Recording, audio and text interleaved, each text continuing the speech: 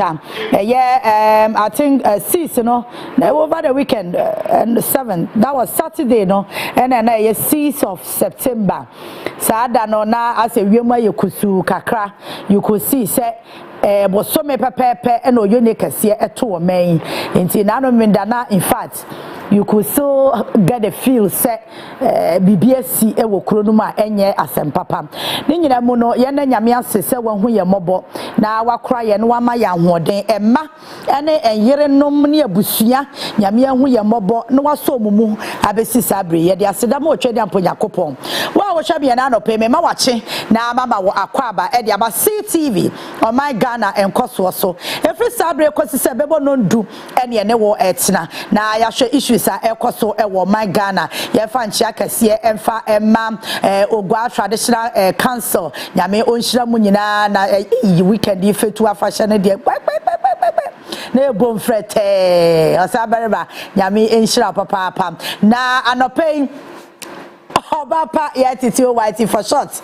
Mene Odehyeeba Kofi Essuman and ye baba sumu. Free sabre kosi se bebo no do ni de. Ye no wona ye baba tena. Na ya bon koma hodo a ewo mayimu. Ya ye be hye wun kran na afa ya ma won hu se de wiemu sachiraye no ye be si akwafa. Eno achi na ya ma safety tips kakra a betimi e de abon ho ban wa adwumam wo fie baabi a wo bia e betimi aboa. Ya ye kana sa afato kotodwemu. Na ye wi de kanepe ebeto awoso edede kadepe no menu wo mienu ye be ye ho aduro ye ba betu ye hofo menu mienu na cause ye wo suban bode penye enye da bia na ye be twe ya no tententen na ye de akosi amanyofo no ho enne ye be ye ho aduro na ya ka no kra kire ye ho ye wi a ye de dobon krata moboso no ebebro na afe eno achi Bastard Boys ebeba na ye no mo ababedi enkomo na afe ye wi a the panel discussions no e de atoa so wo so de aka ho enti wo ko Facebook na wa hwe my CTV GH wadaroma oba like follow na wa share like follow na wa share na mesra operation 1000 followers every week ye da so aye ginam mo yade pa mani so de mo ye nti ba cho mo to aso sa anti Kofi yeah weekend na ye oh na ye fine na the weekend na shemu o fetu me ya lie no fetu afa sen wachia osabere ma kwesiata ogwa ma hene ai ntudu anso a Justice Georgetta keep cause mayor no the party mayor me ni nya beef answer ba ai there be justice regional minister mom no be ya me best regional minister so ya makonta so what ya say enje when you do na say me die mu a enu why na say what France na yes France ka say we na usua pa oh me to me sinti dua no pay me ja no ofie I say yeah you know I say that no pay I don't know what kind of Obaa Yaa Titi no Oman Ghana Nkosuo de gusu de live on CTV Ghana's #1 television so maybe you do na we go for weather report e dey abron crash sem e be bo akwa nti edi kan ye ni kan fa crash sem e fa mrebo na no pay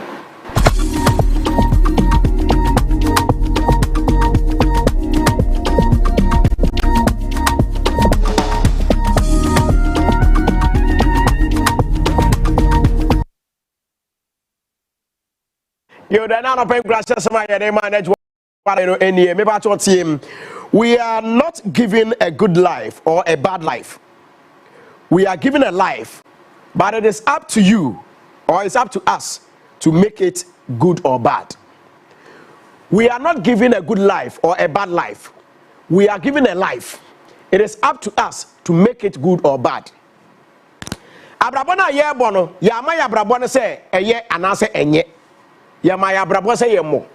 Na abrabona ye de ma se ye mbo no. Ejira mimi no mi enu so. Se obra kwantuo no ye bebo na ebeye ye ama ye no ejira ye so. Ye bebo na ye bekoboni mu enu so jira ye so. Enu nti ne ye ka se. Se wangasa wote wo no se obeye ya unim. Se wunye ya unim. Nti asese no ye wanamo a ubetu. Sa namo na ubetu no. Enu na ubetena se hu se anamo ye masase a me tui. Da che be wie me baabi pa na anase wie me baabi papa. Nti abrabon ye de amawo de opa bia na abaye ho na mmom no opa papa on sabeka opa bone so a on sabeka nti anopai abrabon wa asase na wo bo no emu ne wai na apese obe ende wo o ende ne sen se papa na se bone ejina wo nkasa so nti ya sadware ya se foforo fiti nne akopim fiada no ba hwehwe abraba wo bo na fa no me no gu nsani ani said a positive one na open and as a negative one na open e be boa wa me pacho etoje wa kasa and na pay a motivational message and as encourage some near the amount live on CTV Ghana's #1 television Obaa Yaa Nkosuo na guso ahwe na pay my cobra e ba ye the weather report e be to us na safety tips and also to us am na pay.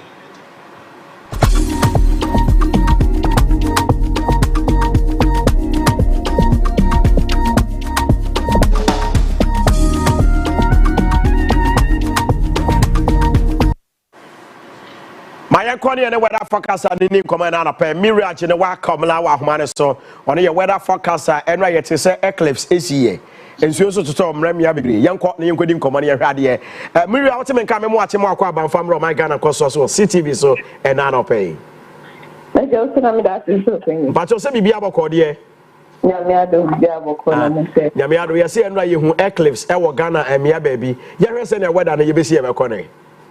Okay, and see, and yeah, you were an apple family has Eastern region, Ashanti region, Volta, okay, Central, and Western region, and okay, you're saying to even be Kusukaka, a woman area the PP in Kakankaka. Now, if we need imprint, so a day call the numerate imprint, so let us ready call the numerate, you're saying say.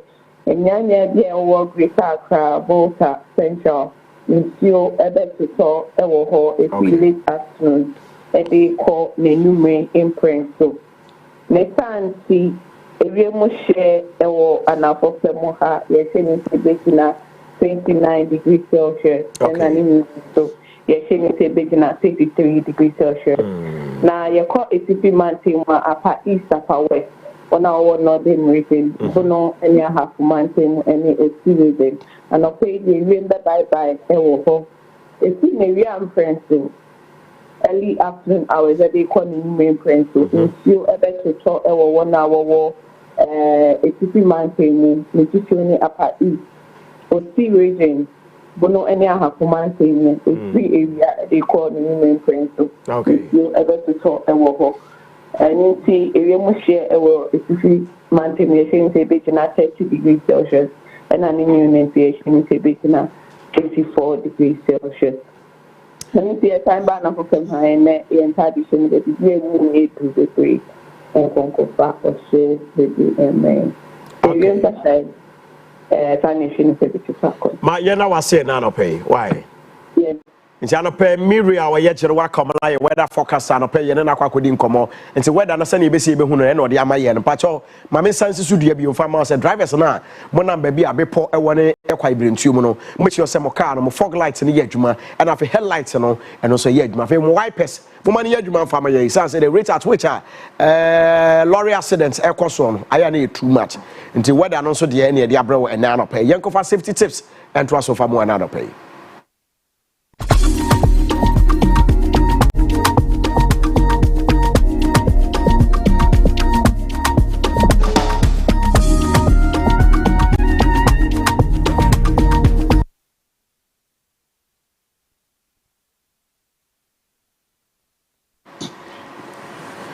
And I don't pay safety tips and running in a quite before everybody paid Yan Hobai. Then you put us any when you then Finchia and Yanko de Ma Bass Assisson, Ubedi and San Woo.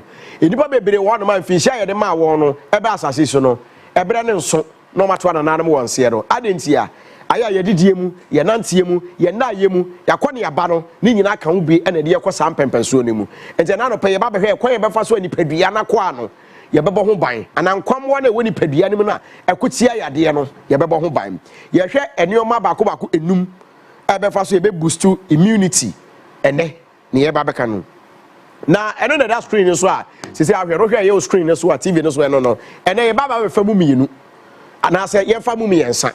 And I'm here saying about Bethany. Or say, get adequate sleep. Obi one man asks you what is you now.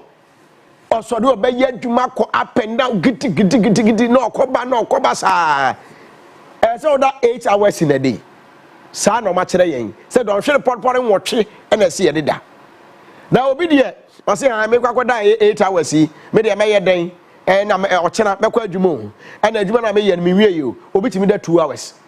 obi da 1 hour pe no sorry obi da 3 hours obi da 4 hours obi da 5 hours no sorry me ba to tie obi kura de kokoda okoda wono ma onna nani enkum nani nkata na de yache me ba to se ohun se o ya yare se ohun se wo ya yare na betu anamo a anamo obetu no bokako hu wapomuden wo mo mehwe so de ama na sapomuden hwe sofo no adokitafo ne anesefo na omo behwe no mehu senti a wuntumi nda wonso a wo de otimi da but wadwen ne se wo de onim nyansa achi nyankopɔ bɔ so ne asase a wahyehyɛ se inipadua ne bra se woda no wobenya sunsunsan so ene na wo hu o ene de wo adwuma ne sika wo penti o store bi a wabie sika bi a wo gie ntumi nna ada yade ne bɛbɔ patabiri no bo se yes asika no ntumi njewo bo se yes wadwuma no ntumi njewo edi se wotumi nya bre na woda adwudwu nipadua no woda adwudwu nipadua na wo sɔre ana nipadua no ayɛ foforo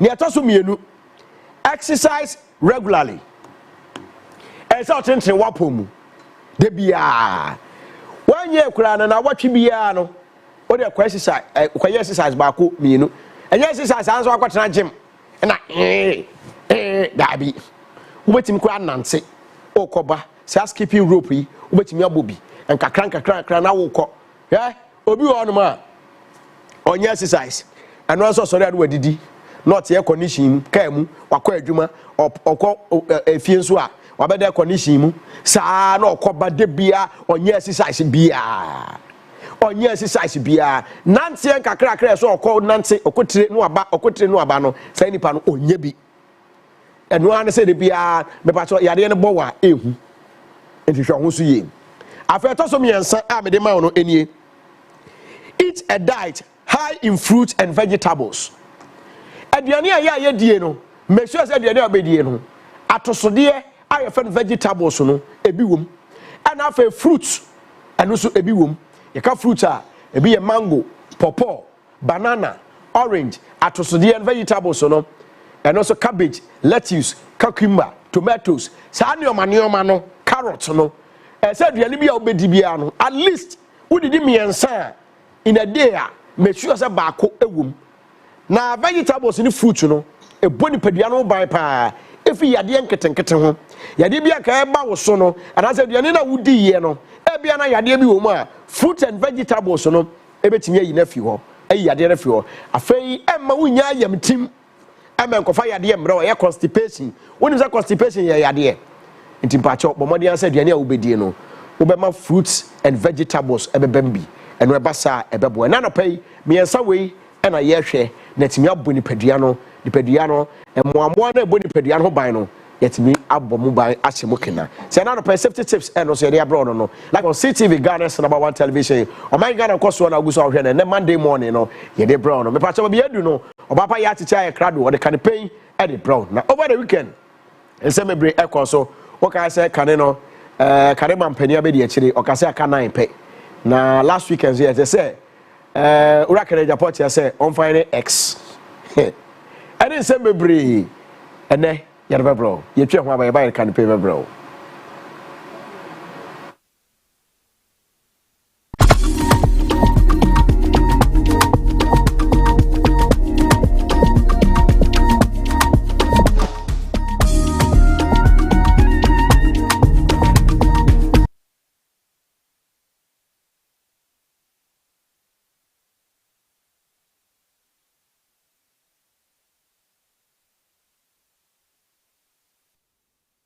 Medasi atwaso no pay e de ama ba bia wo bia wadaro ma ba Facebook no so a na wa share link no na wa ka kire obi se wono so mra na on share link no Fatia Med mu nyina mahu na Fatia Med utimi hwe nyame anim se wo sore a wonna na wonna no adopeso otu ana all right ya de kan the segment e na ebeto a so ya kwaya nim no ya be kan mo messages ni nyina e de amamo e san se o so ka ho bi e de ma show no e complete enti e wo se o message a wo de beba no ya yere ye ho na ye kan e de ma wo ya sha se no me di actually say ene ye nyina ye be ye ye ho aduro because eto de bia yaso ye suban ni bi wo hodo ma nyame anim nokre emwa ma man entumpon se ya kase ye sa se ye sesa ya dwene a ye betimi abo empanyefo na chi amamo so ma ye de se na fata I think say ya bo wo ma chi bia but ye kwaye nim no ekwan bi so na wose ye hwe ye nso ya bra bom ne ye cheke ye ho se de ye na bo man puntuo ana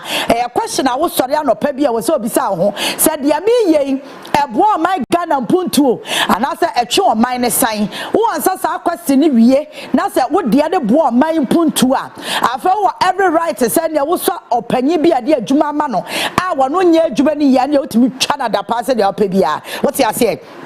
Now over the weekend, His Excellency John Dramani Mahama will call relaunch of National Sanitation Day. I say every Saturday be a first Saturday of the month. Make Kaiser our policy way and as our project way. Chief Julius Zebra, Chief of Staff on the initiative, Sir Jumediano, obey local government minister. And what they said Jumediano by say, said your chromo bong, and said your chromo ye fino. Say woman fa kwan bi amfa so a eme say efino ebe me ne yen and all this adwumade ne ba say every first Saturday of every month bia no ye be communal labor and also run up on feature gatam ni ba bia wan kasa betimi aprapra ye say adwumade na kosi say and this lusu power MPP ba omo ye so omo to aso kakra ye hu de kosi ye na agigu ye afa wi akire no wutimu se marketing baller baby abefa bia chese kuro ni mu bon the last time I catch you say enkran kurom baby abedu bia wo sente hia baby abedu bia wo sente hia chese sente wo kurom ha no e bon papa e bon pa kuro ni mu bon efi an mene yen na enuna emerge aban tam sika twitwiri dia was ye de kwa sanitation issue ye de kwa kwati odom eno na ma ensuo to na yira fayen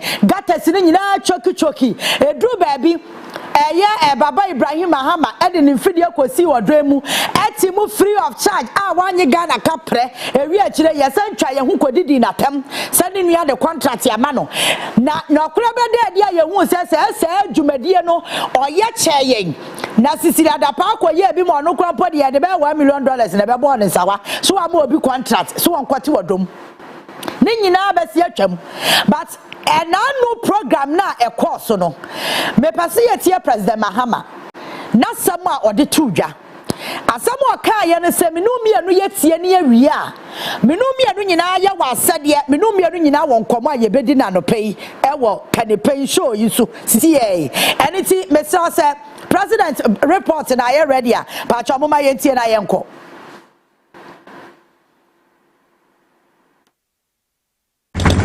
And so aside from organizing national sanitation days, we must inculcate in our children the spirit and awareness of cleanliness. I remember when I was young, we had a course in basic school called civics.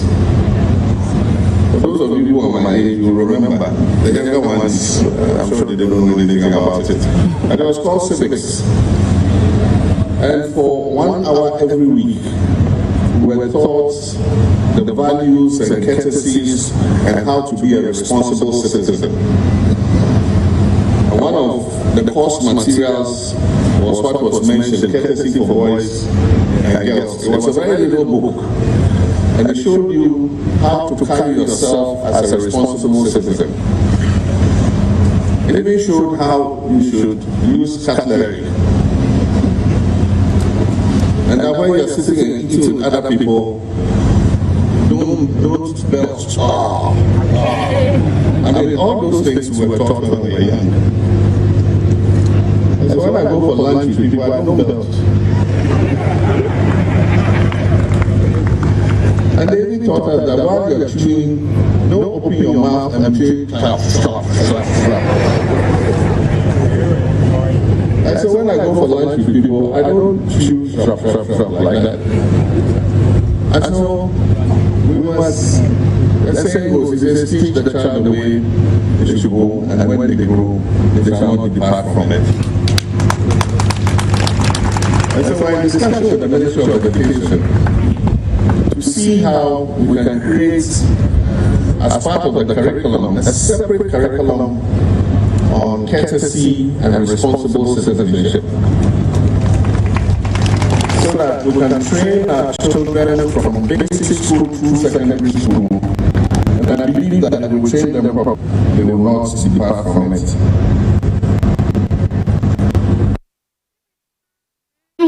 That was His Excellency John Dramani Mahama, the President of the Republic. Now, no, meaning the relaunch of the National Sanitation Day and Nkosuo. But Adiaba Akwa no pay me person me touch it on.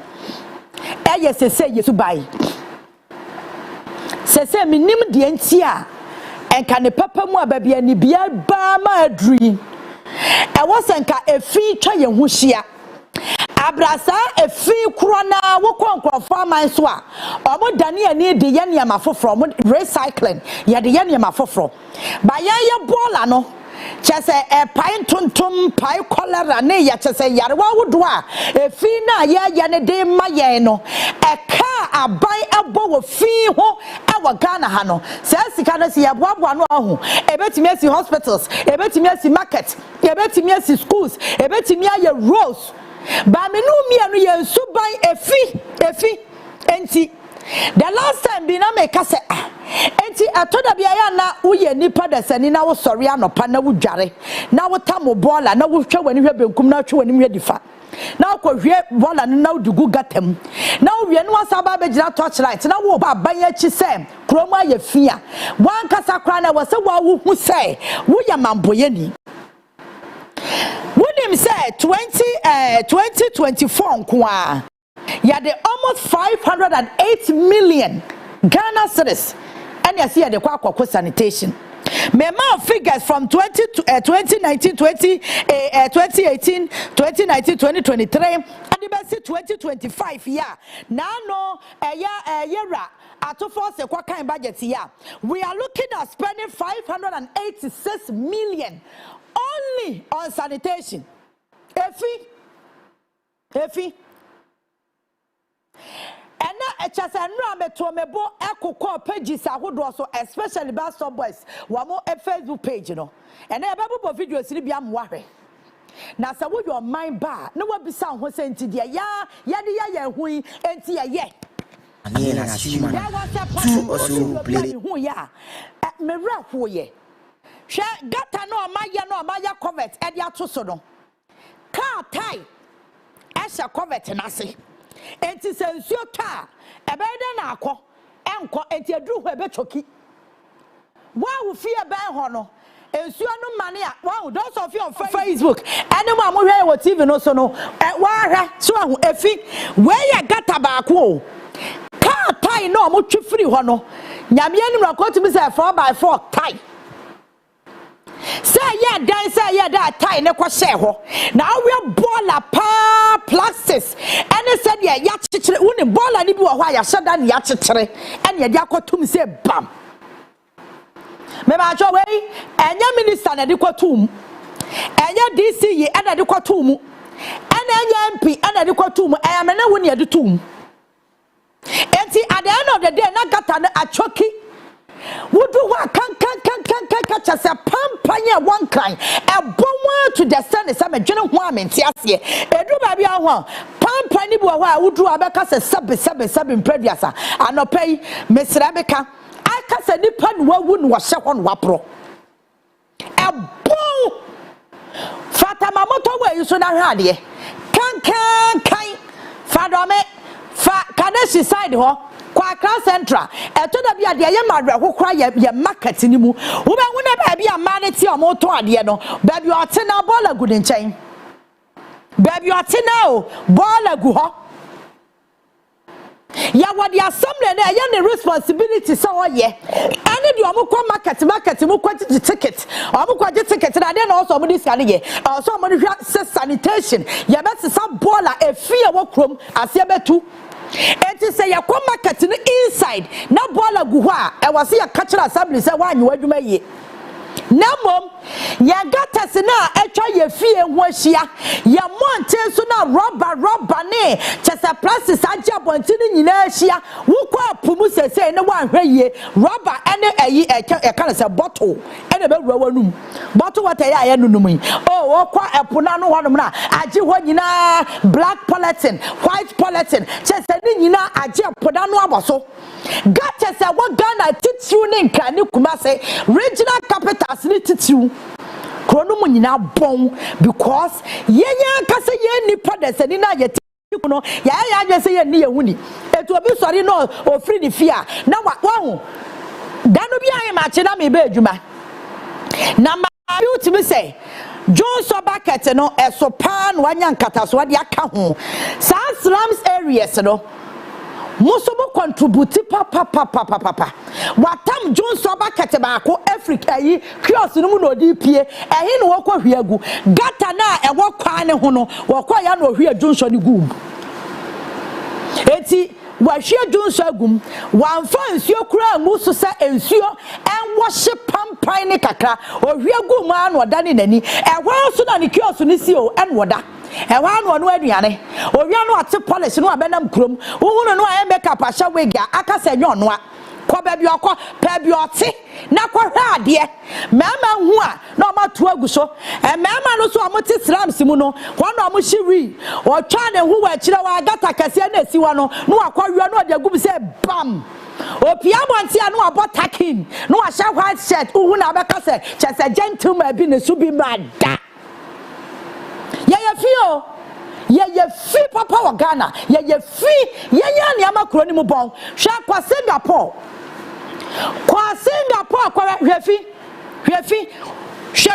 pa egu krom mesra anya samanfo na ye o enipa wo kwa Singapore entasuo kwa wontimi ntubi ntofom chiwingam kwa wo ria na kwa barigam na so ria de betare ba bi tie bia de o hye de ba na abawie ya dai na Singapore timi adru ba bi o madri one say ya yesu atra ma niam hu hia se nka ye as responsible citizens no nya no ne ye na no me ra ko se bi hu akoda ketua bi me nya so sa akran ko obedi be 10 years na wa ya so camera esi akoda nanim na odi president of the republic atem the president Mahama atem once na akwala sa su ko ne ma ne yusu ye no me kra me timi yusu bi ma me yonku ni panyi why ba no eti sa akwala we wo kira ne se oya bola ma ofa ngu a obegira ho no wadidi watam na okọ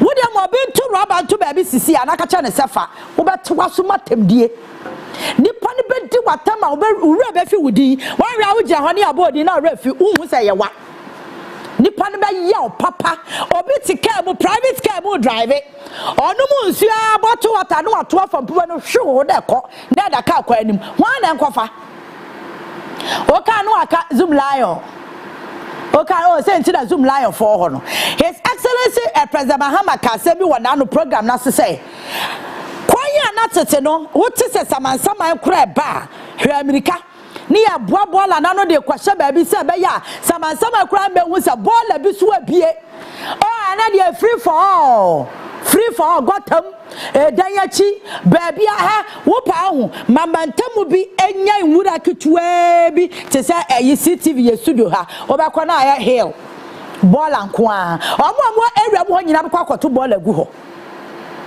ena me se ya be ya nwaduro ya wia ne atie si di aban e waso wo ye because me nim ne antia e was a Oman Ghana te so Oman ketua te se Ghana we ya sorry a ne atwa budget over 500 million Ghana cedis but anya old currency o new Ghana cedi 500 million na se ukromo bon na se ukroma ye fi na me no me no ye comfortable slums na we krom ha no I think it's high time I was assembly in more money come ho. Wo ko ba bia memeti a slums bi wo ho no ma. Sa wa ma wani anya den. Ofani baller na wo dan na chi no baba be hwe agu because onim say wo no every weekend bia no wo mo fa baller no obaba be fa etu wo hwe no otu agu no okọ ebinu mo ho no ma baabi o mo te no ehwa na mo dwonsogu ehwa na sabesabi o mo dwo mo nan etu bedu wo no kan hwe gata kese bi udu trasa kwa ho gata kese bi da ho go and check kokko hwe ani so ade obekona bola pa egum ene se de nipa agire ne wagya ne nan agum gata no so ya anya for bola o ya sa gata no se be ya ensuo to a ebenya baabi afa na wonua na wase ni dan ase baabi no ensuo nkogura ho wo de gata no ada ne refuse dump etu kwa na wo ko de bola na kwa kogum ensuo to a edru ha na choki eti wonua na no so tesoro ho ana wote anafo ho no ensuo no to na edru ho no onya baabi mfa omane a no wura nkrofo dem. Maybe say young Cassa Yatras yenya reflection of ourselves. Say it is said young crantie a yafe. Said your Kumasi Abontintie a yafe. Now said that and come Dr. Makohini. Wow, we have TV and no pay ya men person Boba fraud, but I was somebody trow. Now who said ya krum crack?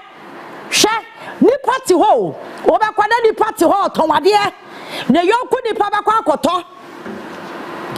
Now what is me where I come drop me when him na capacity na odi asi wono mato eti wa wo tia na wo se baby a wo tia no nya obefa pra ya obepra so obi de wura abegu wono ma obetia no I think say I was say community police na no me nua be ma basintali mu ko pass wa ma out no I was say bi mu nanti anajo bola no ebi mu fa na anajo no they akwagu gatem because anajo di onim so obi ahu no Ghana so camera papa bia ni krom a etwa nipa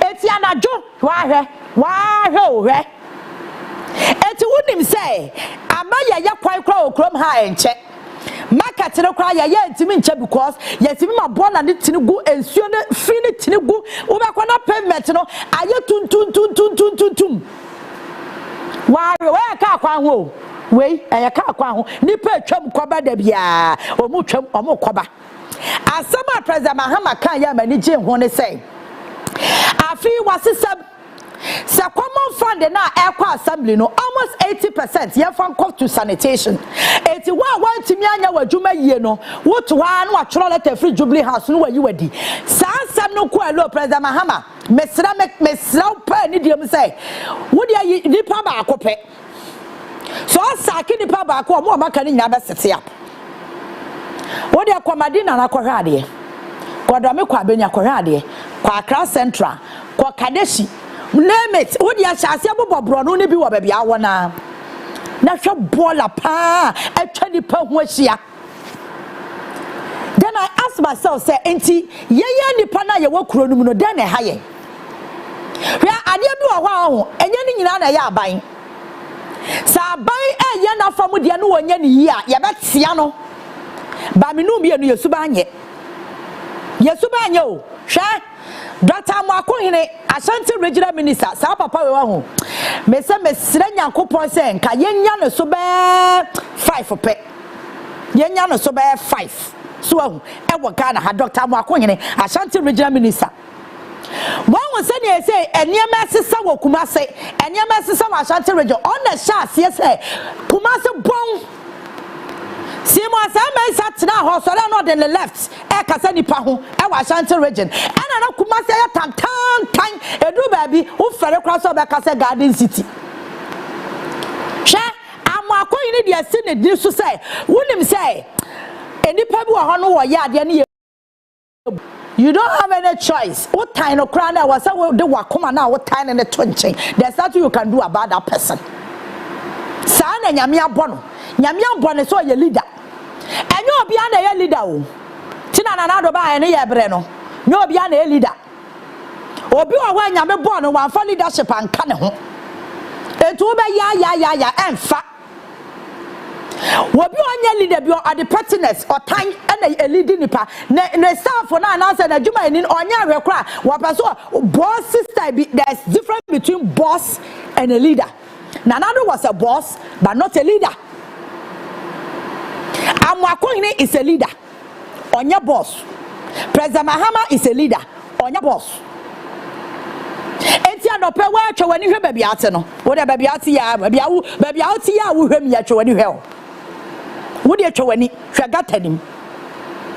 Hwe wo fichire ho. Wa wo ti kiosk mu sisi a waso TV no. Wa hwe wo kiosk no gata kese na ya wo main road no ho no. Wa gata no sori ahimachi bi ade na aye wo.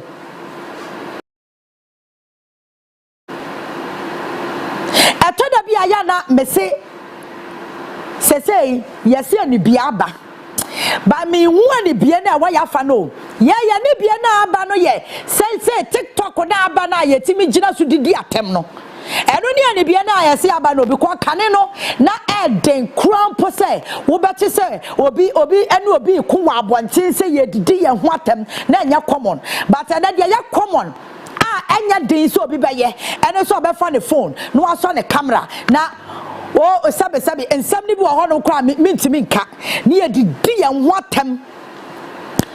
One said the difference I nim ne say who criticize obi and say who did obi atem difference obo by ya kan nyina bom obi timi kan na ya titi odidi panyi fatem kira me panyi bi amaka sebe o ya abo na o ye kwasea me ka cho say wabon wa mini watem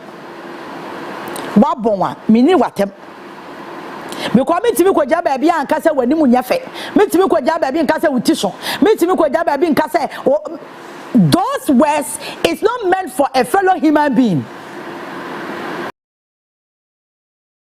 na ha yetimi ye ene say obi ba so camera si nanim na wadi di ne yonko atam obi kura person ma obi ate say ni person no ye madamfo na me ne ka sumsem enti ni pa ne ya proud o say all be ka kire wiase nyina say ni pa me nim ni secret enti no abeka no anya den owie no pia bonte wana no owie nwura guo no okọ ani bie no onim se na ni abie ne se wono wakọ live akọ kika obi nwasema di obi atem opia ya the basic thing that was a nipa that said ye cleanliness is next to godliness asem we ya ka it is a won suro nyame pa ho nte sa wonyo obi a wodu hunia na che sa wo kra no wonnya kristoni ana wonnya muslimini papa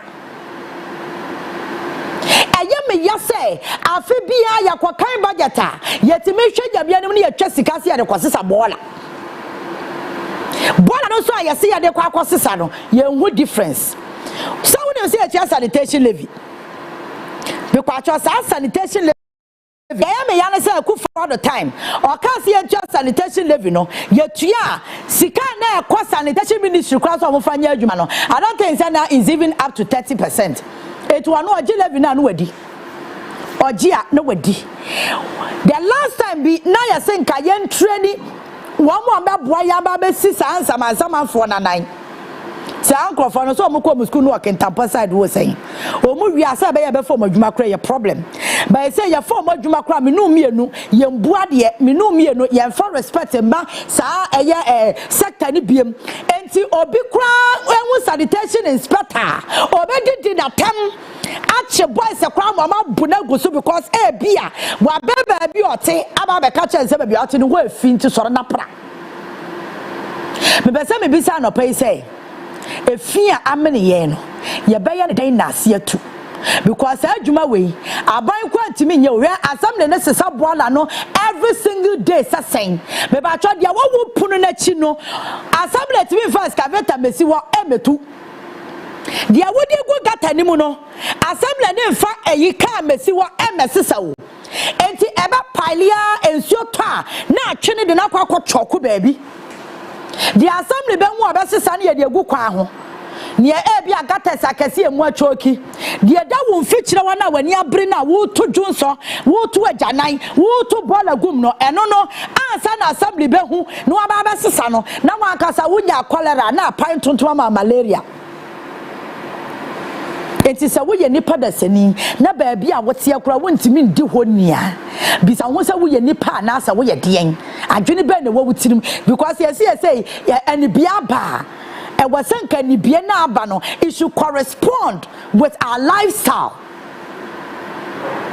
atoda bia ho mitimi wo se dia maya apotu pa achi omanim wo dia di na chia na ko hwe baabi ote baby o atene nkoampo ontimi niwoni nipa no na dwene ya ne say me dware na me te polish na me ye mani makeup na me pia bonte eno na kyesa me yoba no na mabonte ene na boys yi so o na ewie eyi akukwa na ni abo won betam sa ase nipa ni be kwa akwasi fie awie no na prakra ye problem because no baby o tia no osori no pakro mpra owie no ne be ma ni si aka be ma no eben o be ma so pray ye basic responsibility ye nyini no de na ye ninu sa wo yoba ya woniema ketenkete bi wa eye basic eno no ye mfa nkohwe be ma nim se be ma meye eso ane e ma na yaba no aprakra ye problem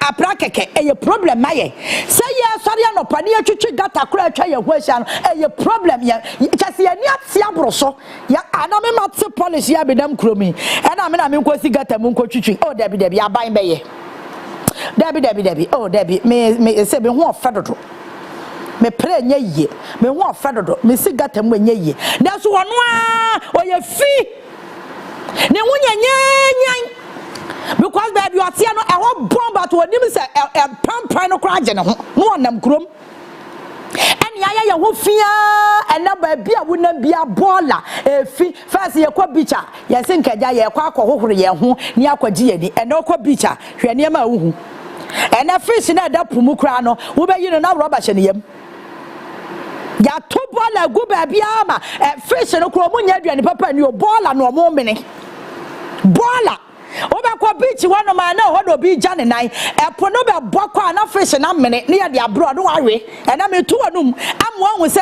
usuban no eno anda de yare ebreye na first no e ka wo suro mpo so be kompoa no se wo kwa koja wonan enso ene eye common obi kwa ti bi ka se mpoa no e ono jane nan ya o feel because enframa fa ne to ho frama nam ne to ho owia na ayi asroche na be bo na be hohoro de kwa ahe na ekọ nsuo num fish no da nsuo num no woman no ade papa bi ase wo mene dia wakoja yegu wo no eno ando be mene no dia ya tofo ye yi ba na so wawe afa ya yare ya ni ba bi ya yare ni firi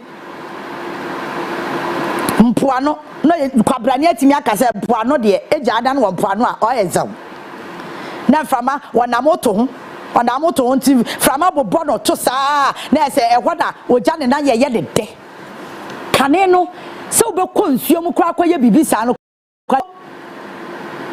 ena yesu atra no wahu de ayeyen enti mi bisa me ho say president Relaunch national sanitation day o now so say ya hwe ya ye be launch ye be bia enkosi hwe ye di sika be hyem ye reset ya adwene na da ye tirim no nya adwen papa ye sesa no kakra ye sesa ye dia na afa ye so aban pachi ne ye boni yam se aban de aka ne ye won so wo de na ya na afa ye nya nyina so na mom se wo nam gata ho ese be eja wo na agum eja wo na wompoa no esesa bola de kogu pum wo sesa bola obi wo ho nsuo ta video bi e trending na sen na nipa no ensuo to no wasesa bola free ne dem no de akwa gira nsuo no ohwie gu gata nim me pa cho saa de we ya wo ye president otinifie o eya wadwene nge wo ye nipa fun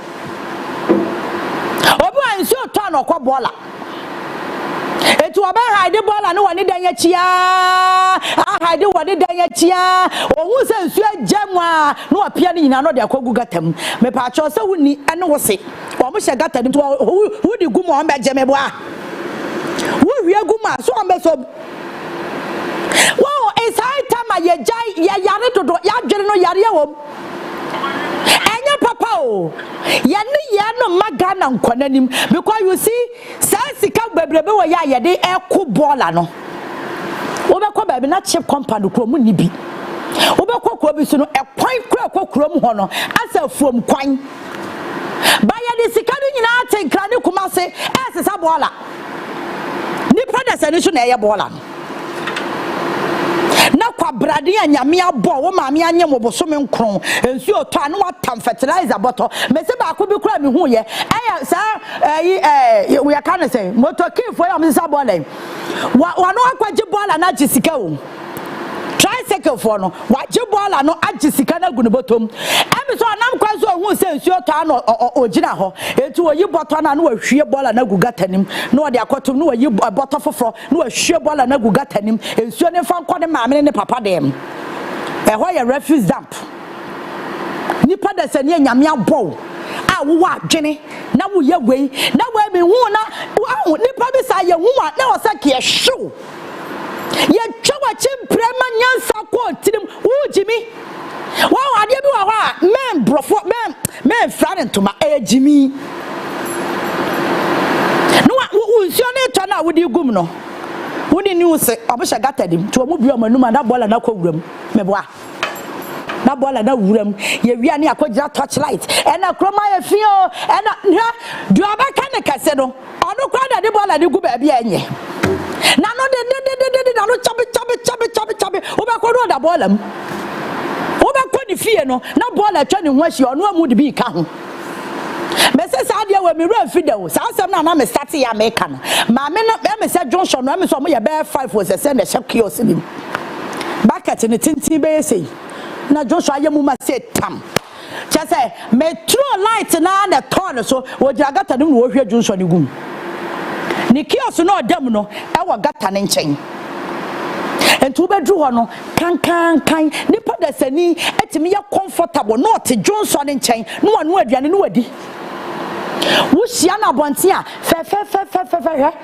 hwewei Ghana nkoa na nsuo toilet sia na kroma ya te se bola so ensuo ta ya so ensuo ta na ti an ye dis baby e be hu baby asoso ade boade ho fai Ghana ha ensuo ta na ye hu baby asoso ade bola nam bottle water nemu black polity nemu obi kra de bucket atuatuo obi de bicycle asai obi kra de me say bastard boys for video bi am hwe ye omo wura covet na so ompie no mkita ka atai omo pia free covet na se no omo kita tai why na de tai ne kwhye ho because we obekom no nipa ne de to gatanim ena nsuo no to ya no dia no odin no etwe ne kakra edru ba bia covet ne musa na tai no esose no ne choki ye enti nsuo to na a flood area ho nyina ne ame ya ne say flood no esia innocent person bi otini ba bia odwen ne ho no na nsuo na wura ne dem yeti anye ya na kum no hwe I think 3 years ago aboso kan ya flood si yama abaya bia no ne kunu awo mago akoda asabosumi obusumi mienu enso ni wura mo dem ho ena aboye so mu pie minim dia e ka abaya no eme so ya na dwen sese or disconnect yi fridge no socket no sesen ode ne saka ya asa nsuo no ewura electricity ni nyina mu e shock again no enoa no wawu eja 2 months old baby aboso kan ya yes, sorry, June 10th, never again. June 10th, never again. Yes, Subaya, your woman, so I June 10th, ever again. Yes, Subaya, your woman, no, I June 10th, ever again.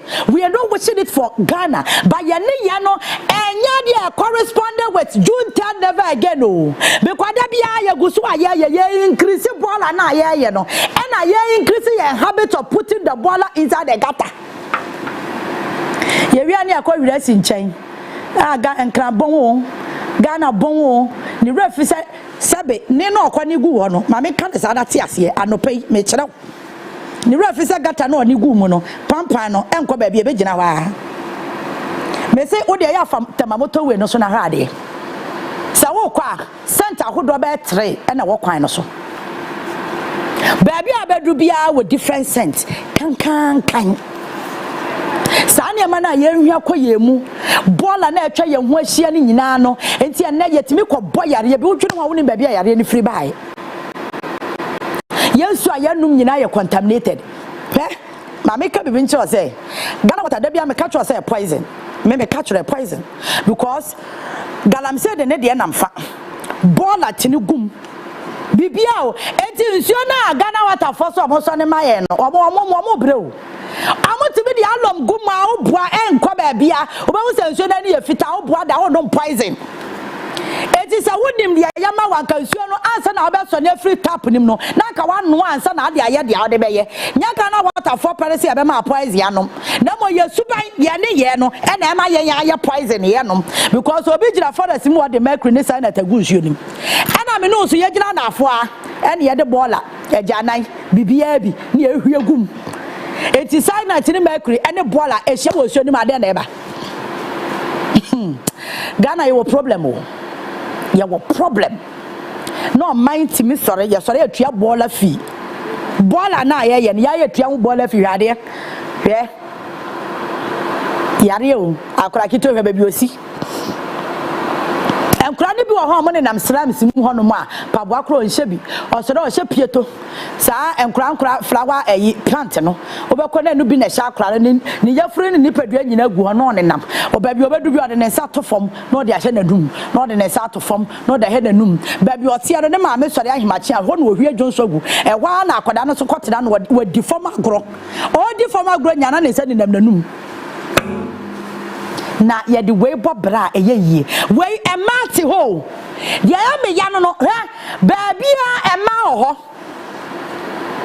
ma wo ho ade bi wo ho a ye nhya se mfirifie na e ba akese mu a ye the responsibility na ma ban gata na wo mfichire ho no menya sure say assembly e the machine be ba besi mu ba yi eno ye wo adwuma enya assembly adwuma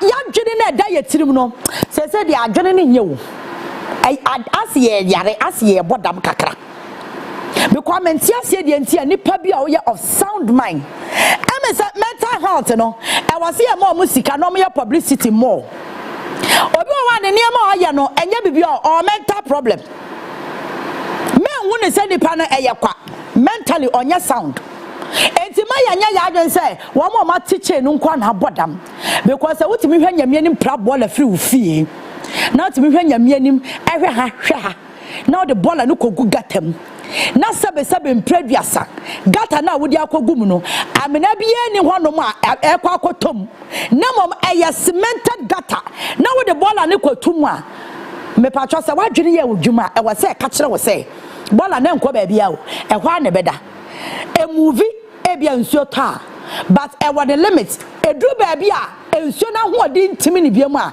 ebechoki wo hwa into a might say Ghana yes sorry yes say sika wo flood ho yes say sika wo ayi bola ho ye wi ya say sika wo cholera ho ye wi ya say sika wo malaria ho wonnem na say wonya cholera e che say wadibini mama Canada direct hospital ni anya katro krinse wo cholera wadi bini eja se wadi obi bini ana wa bini no wadie me cannot direct na what ase say on mine no yes say no na nya fere so be hospital ni a diagnose you ni aka katro say wanya cholera I mean how wadi bini eya wa wodi ana e obi die atwam enti se nya wa wodi a e obi die atwam en wadie Omanya yetimi record cholera de e was say chere say omani mo fi me ja sure say okwa Singapore cholera we be record bi o ya record cholera na ho wotimi ntu ntasio kra to fom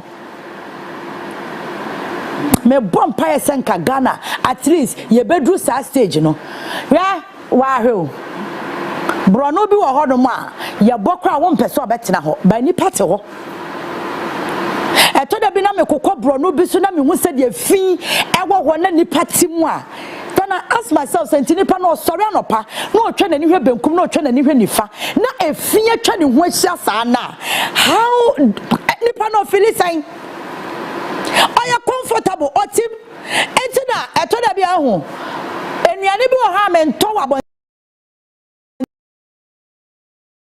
adene ye free ball am ni ye dia besi kwa baby ani planeti a wo ye aduane no wan wi adensa no eyo bibini a atwam no wa chete a no de aye aduane no wo kwato ya no wadi nti wo behu na nya wa wo bini o de atwam na wadi etoda bia baby obekwa where the seven preduasa, where the mammy near me, where the mimiam and my shaman also said Kamenka, but where the mamenka. Eh, I know. And yo, who baby, I working get the back one and one. I am not ordinary.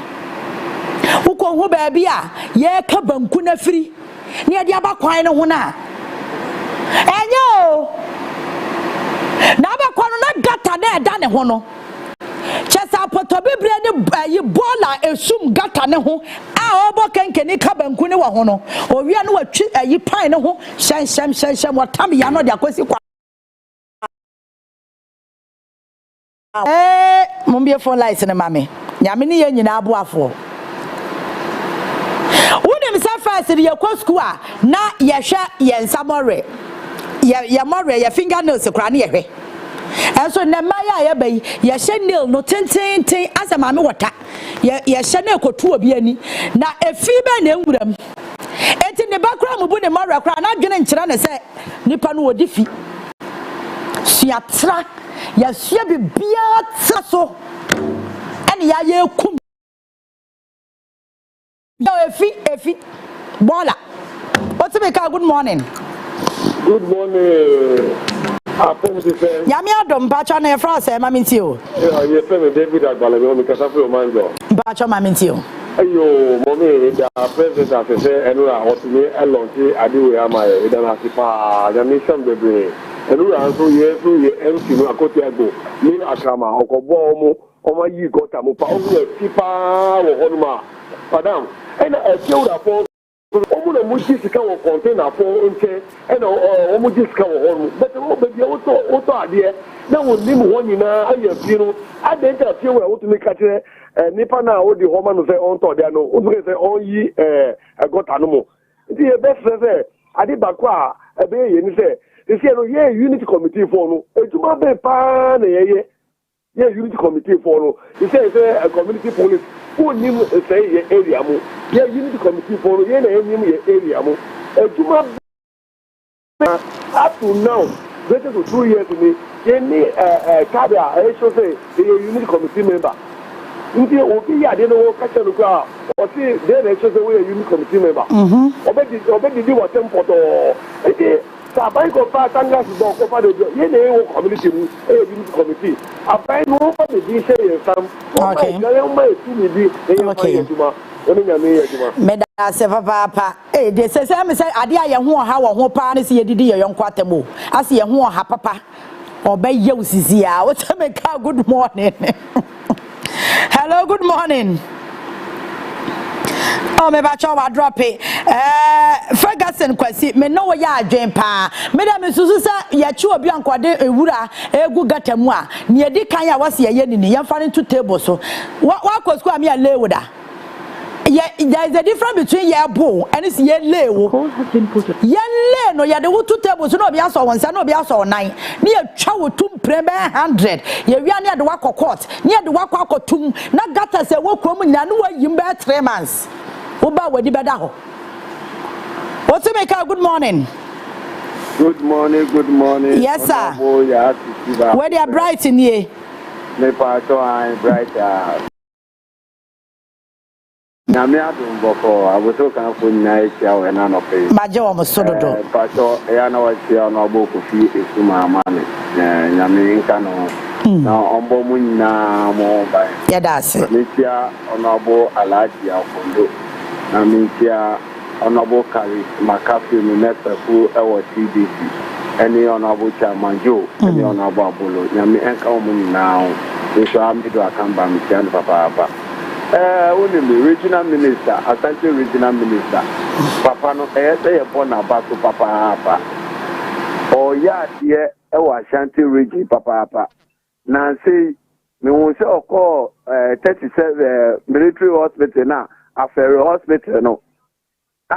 Omako clear e ho na 8 years na Akufo-Addo any Dr. Mahmoud Bawumia mo say Ashanti region eya omo stronghold no omo ntimi anya hwe anfa affair hospital no nti Asante regional minister no eya say e bona bato papa or born modi Nkosuo anye jumade efa boa Ashanti region for any NDC na NDC embeye krabehwe na mesre ya Ashanti for ne say omunhwe ne ma papa Ashanti regional minister we eye ewo Kumase na omusisa omusuban because ultimate fa baller na wo si wo kwa ko hwe gugu temu nsi oto a wo di baller no ko gu nsuo no mu na nsuo no atwe baller na e di akogu yi omunhwe na omuma omu nti kakra ewa Ashanti region ye besre attorney general ye panicho bebre ta pre bargain na oye no Ghana for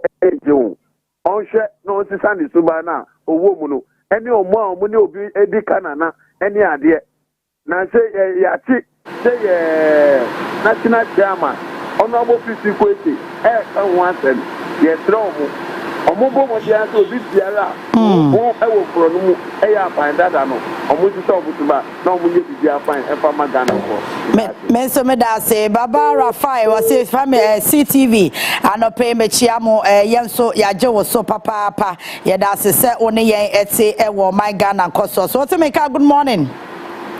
Good morning. Yeah, I'm patch up into you. Patch. Oya akora na oya panyi we dem so ya akora we dem jidi so ya akwala mesremu a undi 18 years a mesremu. Good morning. Morning. Yes madam. Pastor, good morning. Morning. Oh, Pastor, no make us say that I'm panya mention mo neju ma pa mo yi. Sometimes ye ma memo omo muti market enso. Last time I call market, bola card na ejiji bollets no. Adi na bola ni go kwan ho. Na container ni si ho. Container ni si ho. Enso na omo di bola ni be ma bola card no. Adi na bola card ni di bola na kogu kwan ho. Nti omo hu say bola na omo jiji na no omo di kwan ho. Beti ni aye complain. Na ye ni sankofo na edili na ya su bola ase. Mate, medase papa. Omar Mohammed say good morning, Daniel Azoyi. Or say good morning, my dear sister. No pay your shamu live. Yeah, that's yeah. Sorry, Stifler. I see you guys are playing that song. So okay. Good morning. Hello. Good morning. Good morning. Yes, madam. Auntie, I'm Pacho Abumwe. Nyami adom Pacho na wonswe. Yes, Adum. Me Pacho. You know me because bola want to come and pay here. Sisi ada Pacho we go free. O Ghana. Second Owaya Owaya. Eti Pacho say cannot say kwa ye ni ntimi nje face enyi bola wo kru. What's the new say o tire say he answer bi bisale. No kora me no ya je. All right. Wa man ya manache. Okay. You medase. Medase. Chris Love and Ponsa was good morning. Yajo, so positive change wa Medina. Was a special regards to Honorable MC of Medina, Alhaji Ibrahim Faila for his vision. Hello, good morning. Yes, sir. Good morning. Pacho Majo, so Obaa Yaa, what to say? Nyami adom na so e. Nyami de o ya na from di aka oni o man pani di abo ami. Medase, Pacho ba mi ti o. Obaa Yaa ma me for akwanya so nchia waduma food na me chia Jo Asham baby o mu bi nyame kom na tim na sign baby oni tema so jare yin bo mpa ye se nyame fe di green kom fie Obaa pa wo sanitation day a excellency demand ma bai ye dana ti awo na juma pa na eya na tem bia no metan MPP no yi na mokopa unu se bra na demand ma wo kwa sanitation day Ghana for ya do mu ehemu a na se koye abambonye ba yinti ombeto to na se an normal fa kianhemu a yija ya man ne atata pansam edin go bi ba say omo be man kan IT the whole West Africa and can be the needs power the whole West Africa e ko yes no na $43 million na ira amane en kan esi adoro my Ghana ye di sikapuno ani etu asie adenti ani sie trelse ye me si adore ye frank mountain the city of Ghana, the man is still adoring. You better President to the man mama. Yen na yaba support no. Na yes no to finance. Na mom Attorney General onye the needful and some Ghanaians. Ora. All right. Omunya the needful. Na Ghana for ya rechimu abanimu. Obi to aso. Me so me da se papa ora ne de me a week ye be treat because I say ya ye slow motion me de me ne nye ho. Hello, good morning. Good morning. Yes, sir. Nkasa media antia video. Oh, okay, Madam Pacho Mamentio. Low TV no mame. Hello, good morning. Good morning, madam. Yes, sir. Nkasa free abekoma. Okay. Okay, Madam Pacho Mamentio. Hello. Yeah. Yes, sir. Okasa no cry, Emma. Low TV no cry. Na tie me wa phone so me say no beboa yen. Adaro ma yen fa your last 2 calls na fame. Yen fa NC. Hello, good morning. Hello, good morning, madam. Yes, madam. And na me the same man e frɛ pa. Pacho ma menti o. Tiamu anu. Ase. Ya. Yeda obiasi. Yeda mampanyini ejuma pa oye.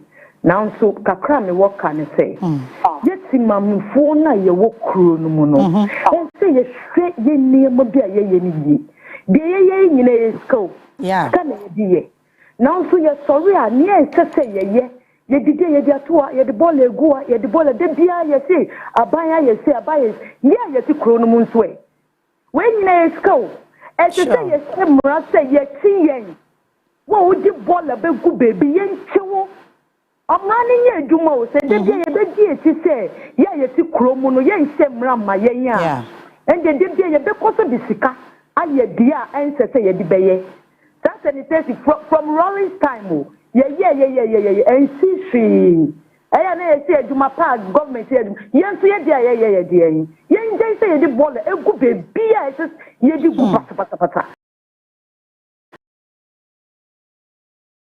Yamisha, yen fire last caller na yen fancy. Yen nyina yen sesa ya dwen na ya dwen na eda ye tirim no. Ntwa yi. Good morning. Good morning. Yes. It's Abigail. Abigail Pacho Maminti o. Mami, akoye ti se Ghana no. Ye eni da ho. Because me hwe e man no bi eti Ghana ha no. Aso munya Ghana this year. Sure. After omunya Ghana this year. Adi omuye no enche yi. Because at times maybe me fi abrekuma e kwa akra. Me hu se dollar you know abobo ya no. Dollar no se sai no. Abobo ya no sei. Okofa abobo ya no waja dollar ne go ho. Ensu nkofo tua ne ka wo. Wasesa. Ye tua ne ka. Wajai gukwani sinsin ho. Why never kwa ko titadie? E wo say ye man pani. Na me man nkwatintin ni ahoden. On to asrafo ngukuru sa bobo ya afo no nso ye bone. Because area me ti no omo beji ball e wo ho. Bola udima e bia 20 cedi 25 cedi 30 cedi no wetia. O kwa no akoja agu abonten so. Na ma time na omu susu woja bola go abonti no monkai hu se ye ma no eni ye nana no mu ena ye betwa so aba sanse na wo ba yare na do do hospital and just kaketwa enti ma ye wo Ghana ye ni ye hu ni chense ne ye fresh antuma Medase papa medase ene mani age pass madodo na afre mam ye hu say ma ye wasudie ye wo responsibility pa e wo man because they were kro no mu aye fi no ye wasudie pa ma ye fa phone lines no phone no NC ha ye me di betwa to e wo sa asem ene ye ne passport so e be di nkomo ene say mesra aban ade bi wo ho no mama ye ma emu ngu bebre saa se pa ye be chi obi se ode bola egu baabi no wo de ya mani pa no kra nya ne 3 months ya fa ne nkotum 3 months ya se ade ne tum kekewu gotes ahodo de mu asi pika ne de mu api na ebon no ya fa ne nkosim 3 months ni nyina osara no pa ekosi 6 p.m. adwuma obeya no ote ne yeswa ote no ne ya de kesesa obeti gata ni mayimu nwura nyina 3 months nyame ya adom no pie no ba ohun se gata kura da ha obebo atra over ball and kogumu biem se yanhya se amambra bi mu anya den ne ya nyi human faces no amfa ntu nchen na menie na madam funi we ohini bi na ne nua ba nie ahemfo na wo community nim no play role to say the president kan ye na ya hwe ye discourse sanitation mu e de sika alcohol mu na ankrofort be per hospital pe be anya kwan kra no mu nya me twa me ho abasisi a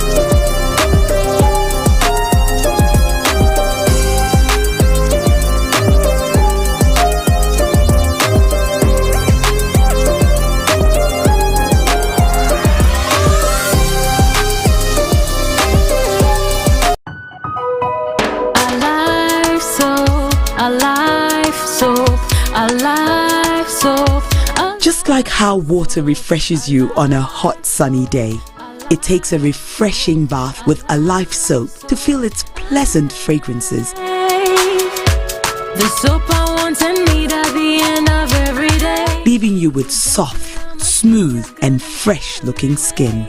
You make me feel alive, you really brighten my day, my day. Available in lemon, coconut, rose and aloe vera fragrance.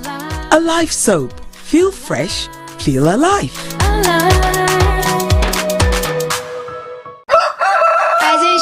Rise and shine, it's another day to stay on point. Toast is Friday, it's still on point. Watch is Friday all day long. Still on point, yes, it's still on point. It's still on point. Watch is Friday, it's still on point. For your bread, it's creamy. For your toast, it's still on point. It's yummy, delicious. Yes, it's still on point. It's still on point. It's still on point. Yes, it's still on point. It's still on point. For your toast, it's still on point. It's still on point. Fortune spread, it's yummy, delicious. It's still on point. Fortune spread, delicious, creamy, and always on point. This advert is FDA approved. Excellent.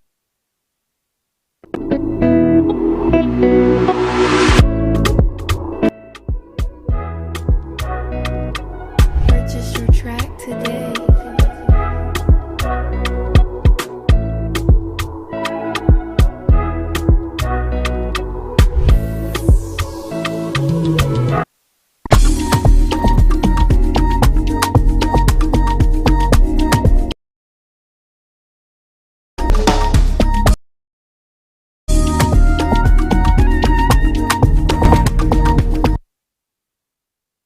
That's what I want to pay at the live. It was CTV. So the bank cards I'm about so no. Brenda Kunti, everybody tell you we are near the class FM. So no I can't crab. Yeah, near. Na de ho afeo o fabric na efe pa ene odwudwa no so odwudwa fine ane na mabam yeah na ja okuni wase de me sure say o capture sanitation launch no okay kese pa yeah kwa eno say the what boss wa come into me shut down going to waste time na mo mapanyi de na o kae no aha me shut down komo bebre ebusa fa me fa eye de obokrata boss wo no ento aso emfa emaw make it a daily graphic e wo hanum sei na menua ba Obaa Yaa Titi wedin kan aboboso kama ede ama me de twem wono Ghana Man's Excellency John Dramani Mahama wasan a Relaunch a National Sanitation Day wasan so a Relaunch ebium na yebeka ya 2014 na National Sanitation Day mampeni John Dramani Mahama wo launch ye na so wo sorry akonwa no so no be 8 years ye no anya adwuma anya sa anya adwuma ankasa aha nti no wasan so a relaunch ebium wo kire say we no Saturday, first Saturday of every month na kire say no memeda ye dikan e wo bosumi bie mu ena ye beye sansiesie yi wo kire say we no ebetumi aboa pa ama wo man no emu ate abre bia meka se nyankopon kora no ahonidie eye de bia eye ma ne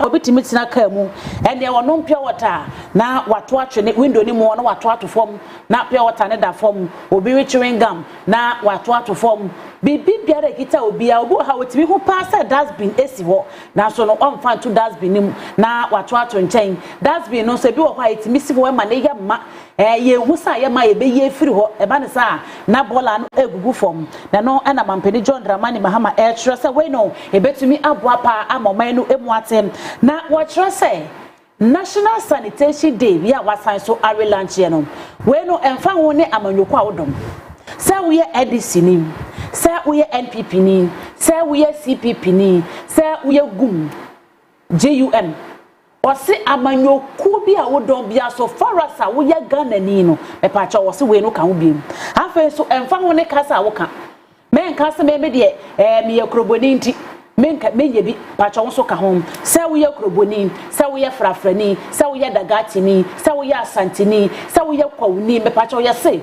so far as I would say what my Ghana mono me pacho se breso se yakoye nsiesie adwuma na bomade a se wode wo ho ebeji mu ebi me pacho nte Saturday no e na ye launch sa project yi enti yenko yenimom na yenko katafan ya etoso enum eno no yeko alata man no emu asem kakra wo ha pese me bobo so ede emam na Boko Haram womo eye etwatidom ku ya wo Nigeria man no emu na yeti omudin ache papa panya nne wam hadwene pa e wo Nigeria man no emu na amanebo ya graphic no ede aba e kire se wam asan so aka won ho ebiom ya sese no wetimi ekunipa 60 eduosia nipa mako 60 a wam Nigeria form na wo kire se eye ekuo ye etwatidom ku Boko Haram yi wokotu ehye eye ekura bi so ye no ewo eye ose ye fre kura no eye Jamal ya eho no eye military base na chese asrafo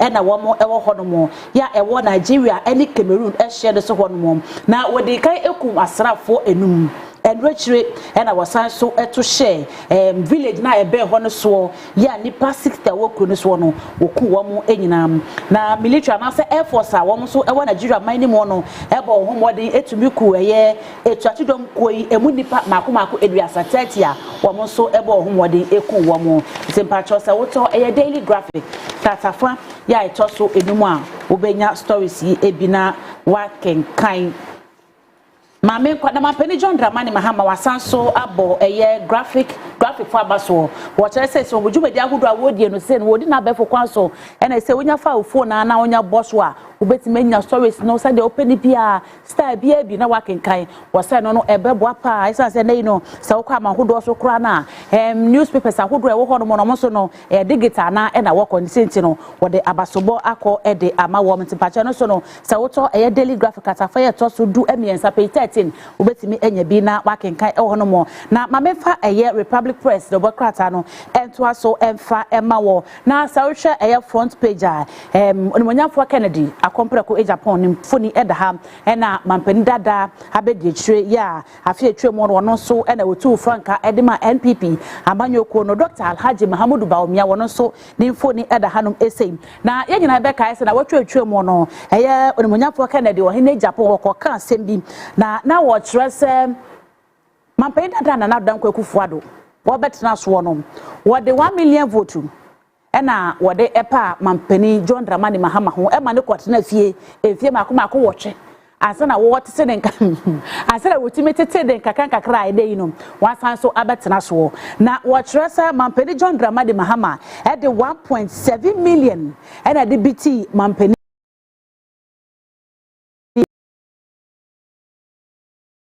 ene na no ada cry for citizenship so oh na ye find X na den internet pacha won so find X o fi follow me na fato ye Facebook page no so ya titi back in kan wa hands na de amaye internet so when e course a was ye find X emfa emanom na yenko ase honom page 3 honom na oni monyan for Samuel na te George nimfoni eda ha no ese ni go pram mra hye bedwanim na yegina ye nim se ebra bi atwam no wode betu dwa etre se na no se wo hye DSTV bo ya yetua e wo mayi mo na wo hye Nigeria South Africa any aman hodo so de na enkabe so my Ghana ye de no bo de ne pa they say to we sanka woni multi choice for ebetena se na nka wo mo akasa wo mbekwa no bye na nka ntiase ayedwuma na wo mo ate ebo ne so kakra e de amaye wo chese no ebetumi aboa ye pam na no ada wo de betu dwa se multi choice for ampre dia na trese omo subscription na so mo services ya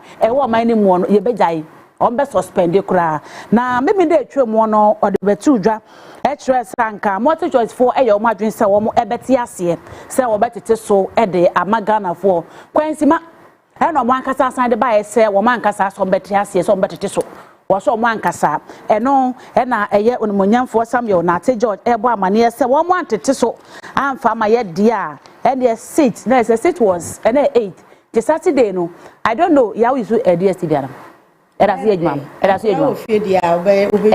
because it was supposed to be suspended on the seat. Facebook for fans to my because me used to DS so me nim said oh okay nti me nim said that so ye adwuma na say me frefie na mbizo mo say ba na say ba aha nti so mo shama because I don't me ko okay pa me say ba nura nti nura me bedure na mo na bre nti no say me hwe de me ba be na no pani ade nti o say mbisa mu nti le pa cho wa we so DS confirm my because what dey ba na say ba me pese me hu pa nti o ba de ne de ampa no krenya manim sa de ne boodi ne kwaso ano no na no me ti se no bi ka se an na enye de ehiani na me se hwe wana ka jo se enye de ehiani e hu ya pa no ne sector adwuma no ye no so allow hwe e hu ya pa nti no ya mo tete so ma ya mo tete so na mo tete so ma Nigeria for na ye de mo tete so ma ya ichiri me e bia mo tete so kra bia na nyame ayado makotobi ai na wa tete so de ya me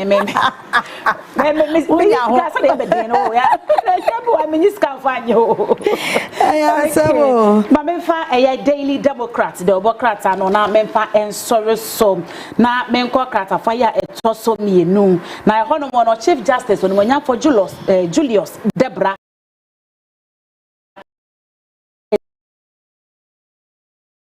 Disney orientation program bi akoso e de ama o my Ghana anamusifo mako edu e wotwe anano adamampeni John Dramani Mahama eyi wo mo se wonko gina wo my Ghana anemo e wo amanhodo so na wonye adwuma emfa ma wo man no empuntuo na wonsan so endi wo man no ho adansepa emfa ekre eno na onimonyamfo Julius Debra e bo wa mane na se wode to omani mo se wobra wo kodi dwuma se o man anamusifo e ma e wo amanhodo so no won hwe se wo mo ebedi adansepa e de akre obedi oman ho adansepa e de akre na eno no etumi aboa ama wo man Ghana edi mpa no etumi akọ ekire nti patwa no se woto eye democrat na wo benya bi na wakenkan na se ya da e na yeyi eye president from edema eye private newspaper ani eye onmunya fa na se owura David eye tamaklo ni mfoni no eda hanum ese na no e na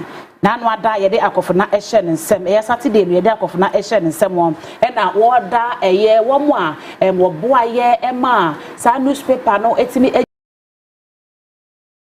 wo nyina abaso wo kire se enye omo ankene no wono so emenya sa de bre no enia na se wo metera za konwa no so ne senti wa twere ne so e de akire eye GBK owusu kwame obenfo su kwaku ajimandua na se wono so na oyempenifo no ebie wa twere ne so e de akire na fe so eye owura ni lai so wa twere ne so e de akire no e na Osbert Lati wa twere ne so e de akire wo mo na wa hyabo se wo bra wodi ne dwuma se president no ya de se wo be hye se wono so e be do betimi bia e de aboa all right yeah waka all right yeah woni mo asem ana me no ani mo ana there's a full stop okay kanya Matia that no you fine so what you say aya na ye. Pacha me afa class FM online. To us tell na fe PK aye krado. Yenko fa goodie mu nsem embro. Ghana Egypt Explore Deeper Defense Corporation. Yenyina ye nim say honorable Ato Forsen on the acting defense minister. Wone eye Egypt mpanyufo akwakohia enkomo ne nyina efa kwan befa so aye bambo no ye bayiri mum. Ashanti region 3 Nigerians convicted of vehicle theft offenses in Kumasi.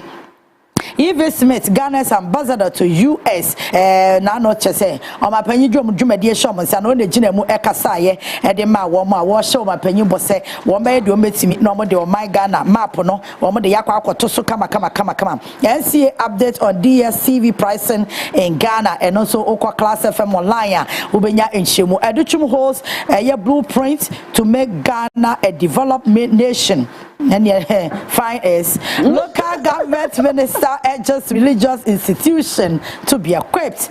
Greater Accra Region Asham and Assembly class decade-old refuse dump. Okay, I fit say. I think say Bronubi.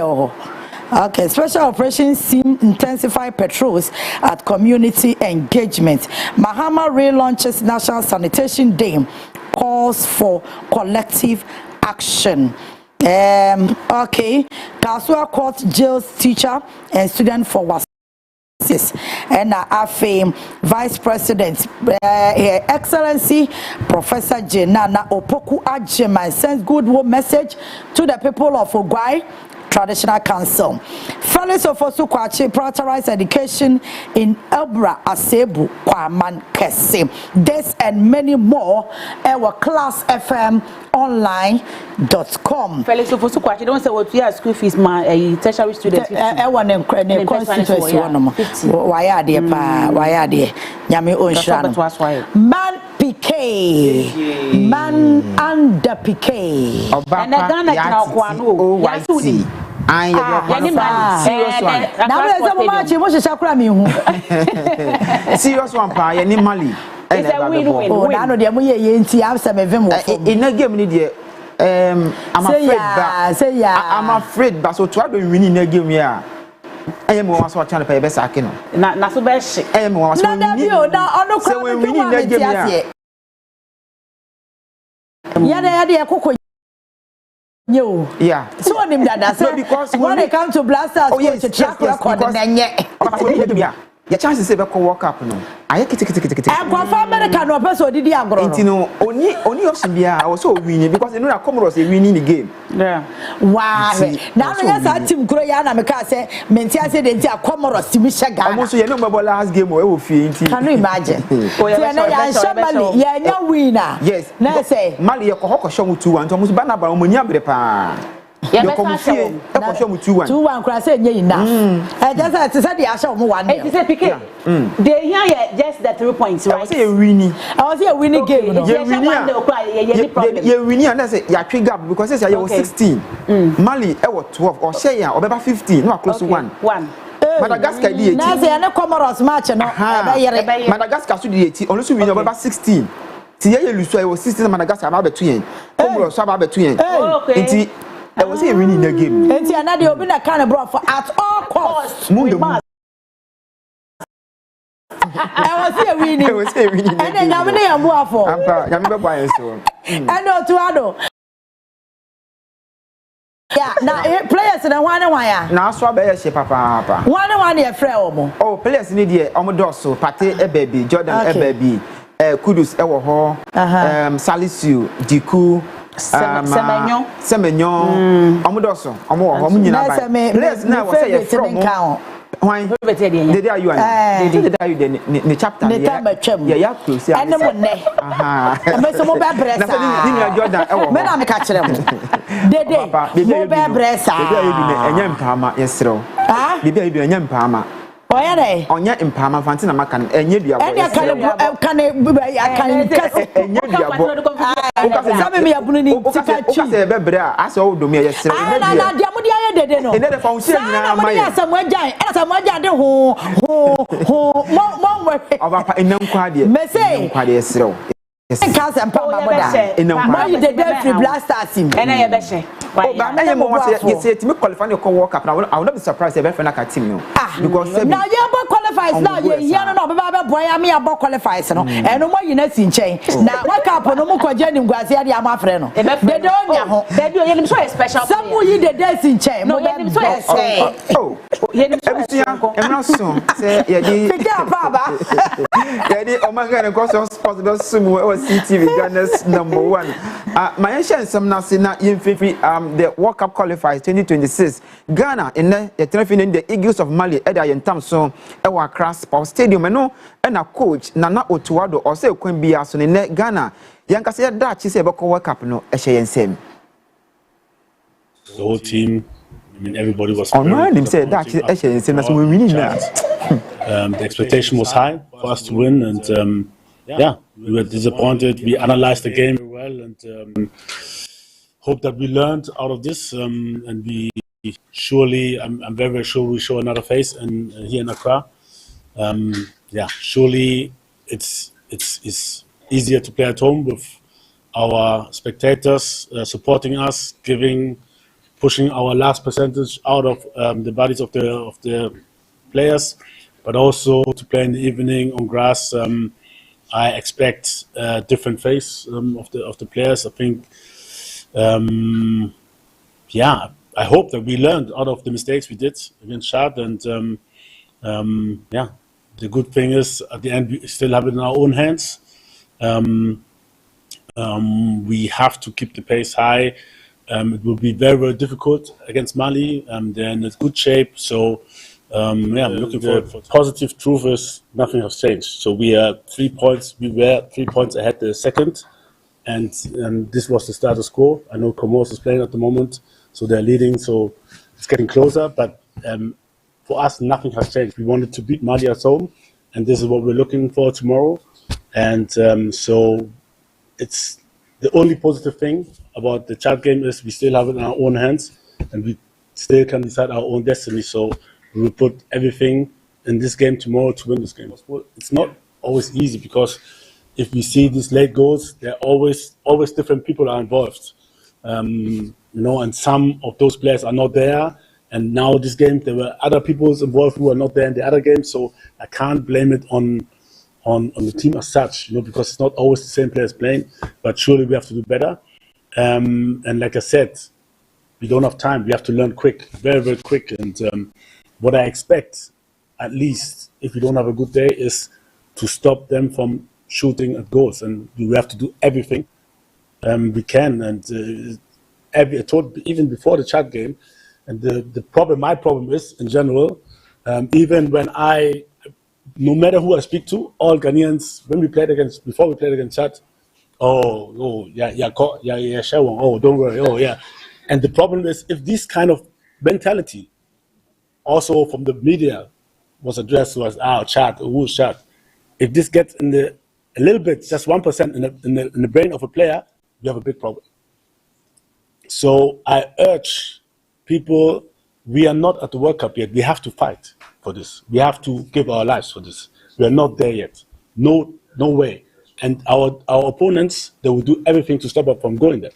So it's game by game, no matter who. No underratings, nothing. Mali, I'm sure nobody will underrate them. Everybody knows they're good.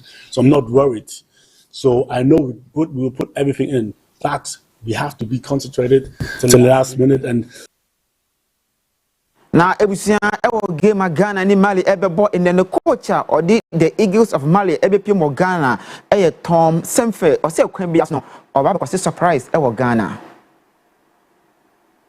For both teams, it's a chance for Ghana to make a big step direction World Cup 2026, and it's an important game for us to stay alive and not to be dead for the World Cup 2026. When I signed last year in August, I knew the task was difficult. The first four games I didn't coach. Mali had only 5 points in 4 matches, a difficult start. So I knew it would be tough to catch up with Ghana, and Ghana was not performing well last year, but the last months. They are doing very well. Great results in March, important great results. Maybe a small step back last weekend against Chad, but they are the favorite. Ghana is a top team, played the last 5 World Cups 4 times. Mali won the last time in a competitive match against Ghana in 2013, that's 12 years ago in AFCON. So it's a long time that we could beat Ghana. But tomorrow we are here for trying to make a miracle come true. We are here to play with confidence and try to surprise the 40,000 people in the stadium supporting their home team. We know it's tough because we miss a few top players. If Bissouma has an injury, he will be even the coming weeks not available. Bilal Touré, he was not available, striker from Besiktas right now, to the Aidara injury from Leipzig, and a few others who are missing. But I think we played last game against Comoros without these guys. A good game. 3-0 against Comoros is a good result. It gives us confidence. All the players are available who played against Comoros, so we are ready for the task. Democracy Cup now and the Toja University of Ghana Sports Stadium. A game Accra has to folk any now see asthma go of the game Accra has to folk 80 million in 72 hours or any. Played last season and a former captain of Great Olympics, the president of the Republic of Ghana, and possibly Excellency John Dramani Mahama and is given every. So the two teams emerge out of sets of fans. Ali Mohammed was first to arrive and head the ball away for Great Olympics. Controls and finds Duku. Afrani. Now Befi. Kakari is getting onto the end of it. Lovely skill, he goes down, but there's no foul in it.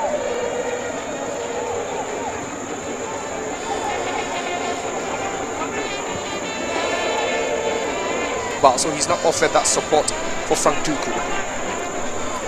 Islam against Esibe. He uses his strength to advantage. Esibe brings Islam Mohammed down. Referee whistles. Free kick, Great Olympics. Left-footed swing from Bisu and it's gone hard. Bends one to the far post. Shayoub stays in his post. Headed away by Befi.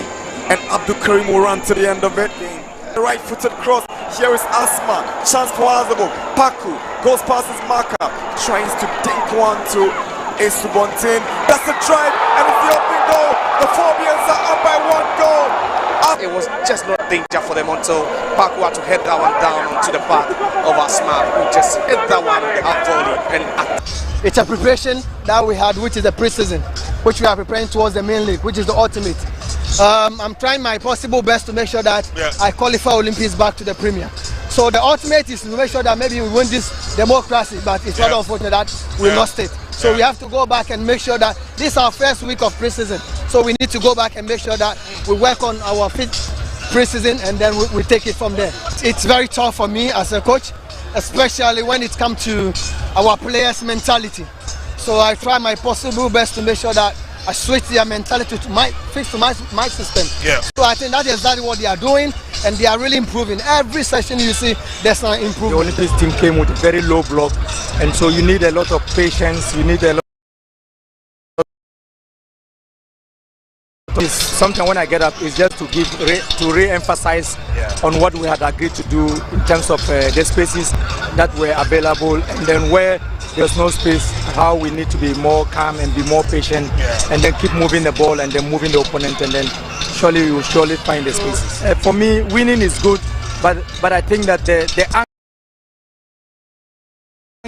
and also the zeal to try to execute what you have believed in and what you trust to do is more important.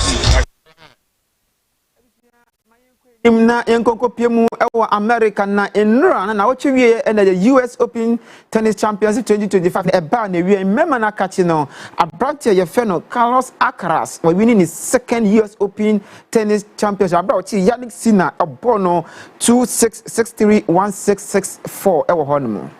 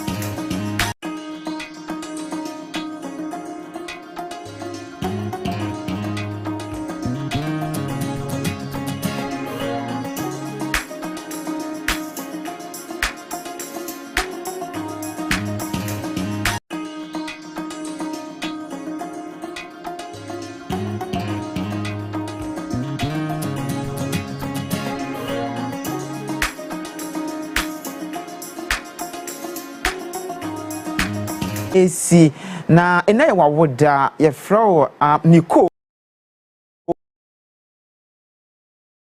Ponchapa na onye okese on behalf of your mom Auntie Faustina and after nuanom Cleo and Maholi, I'm say happy birthday to you, Niko. Nyankopon Shirapa na onye okese, and from everybody in the family, we wish you happy birthday, Niko. God bless you. We say ediam bechiso eye pa kwesi pike me jemu na mediama Obaa Yaa Titi OYT na do manga na Nkosuo ato on CTV Ghana's #1.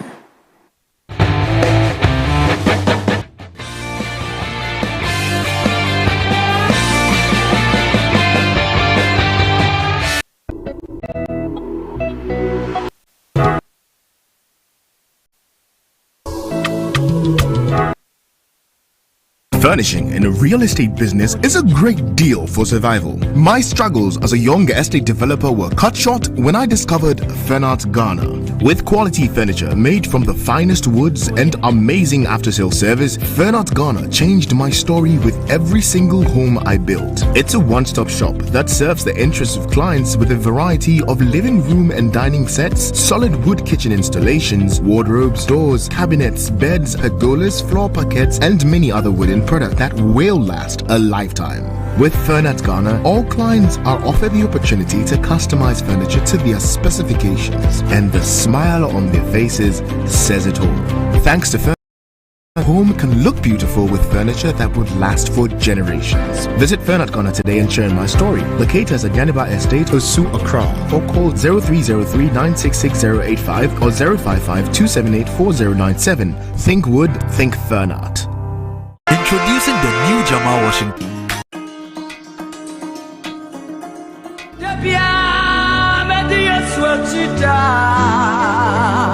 Apostle Francis Odro World Outreach Ministry akawo hubiom the School of Ministry anyame enam Apostle Francis Odro so nyame adon wo so ana wo da eso ene yisremu kire se nyame aton sa fraw amanyame adwuma ana mpo se wo nyame sumu dada nanso unim adom kura ewa wo so ene na akwanya beda ho ma wo se woni the School of Ministry ebesua de enti wo ba chew na wo feeder operate. School of Ministry Bemau a boarding credibility say international certificate in ministry and international diploma in ministry.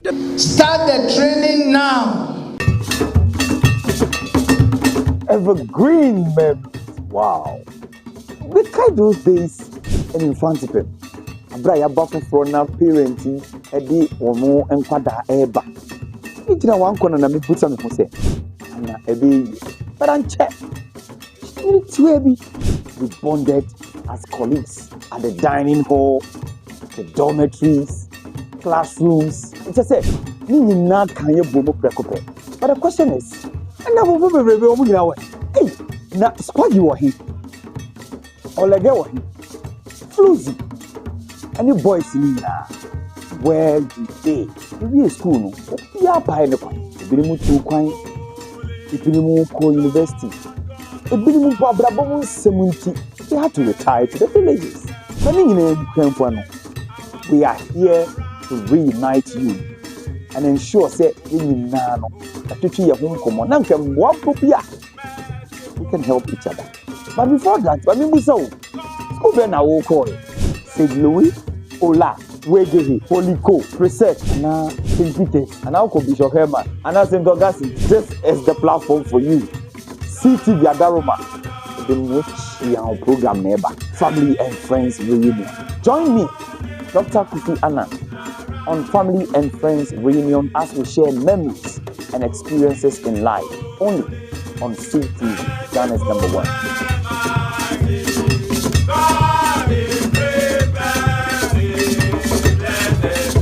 CTV, Ghana's #1. Hallelujah, hallelujah, hallelujah. Order for meeting at the Evangelist Pemuka from 7th Day Universal Mercy Center Asafomo. Aya Kasafoni CTV Awoshe Mosoi. Aya Nyamibo Sunday way exactly 12:30 p.m. Epo say exactly 1 o'clock p.m.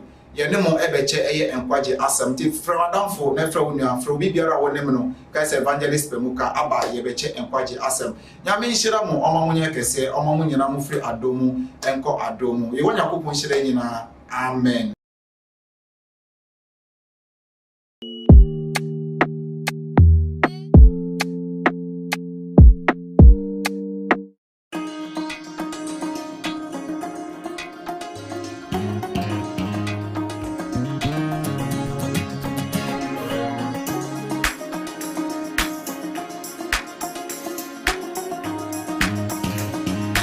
It's party time.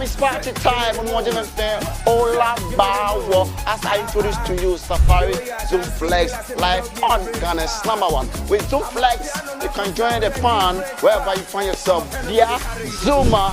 Ella, don't shake the body. But it's Friday. Of course, time is 10 p.m. Sharp on Ghana's #1 with the man them DJ Last Week Official. We say Obaa Yaa.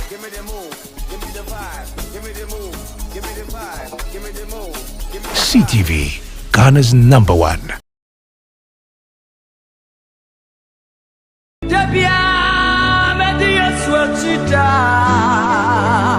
Apostle Francis Odro World Outreach Ministry akawo ho biom the School of Ministry anyame enam Apostle Francis Odro so nyame adon wo so ana o da eso ene yisremu kire se nyame aton sa fraw amanyame adwuma ana mpo se wo nyame sumu dada nanso unim adom kura ewa wo so ane na akwanya beda ho ma wo se woni the School of Ministry ebesua de enti wo ba chew no ho feeder operate. School of Ministry Bemau a boarding credibility say international certificate in ministry and international diploma in ministry.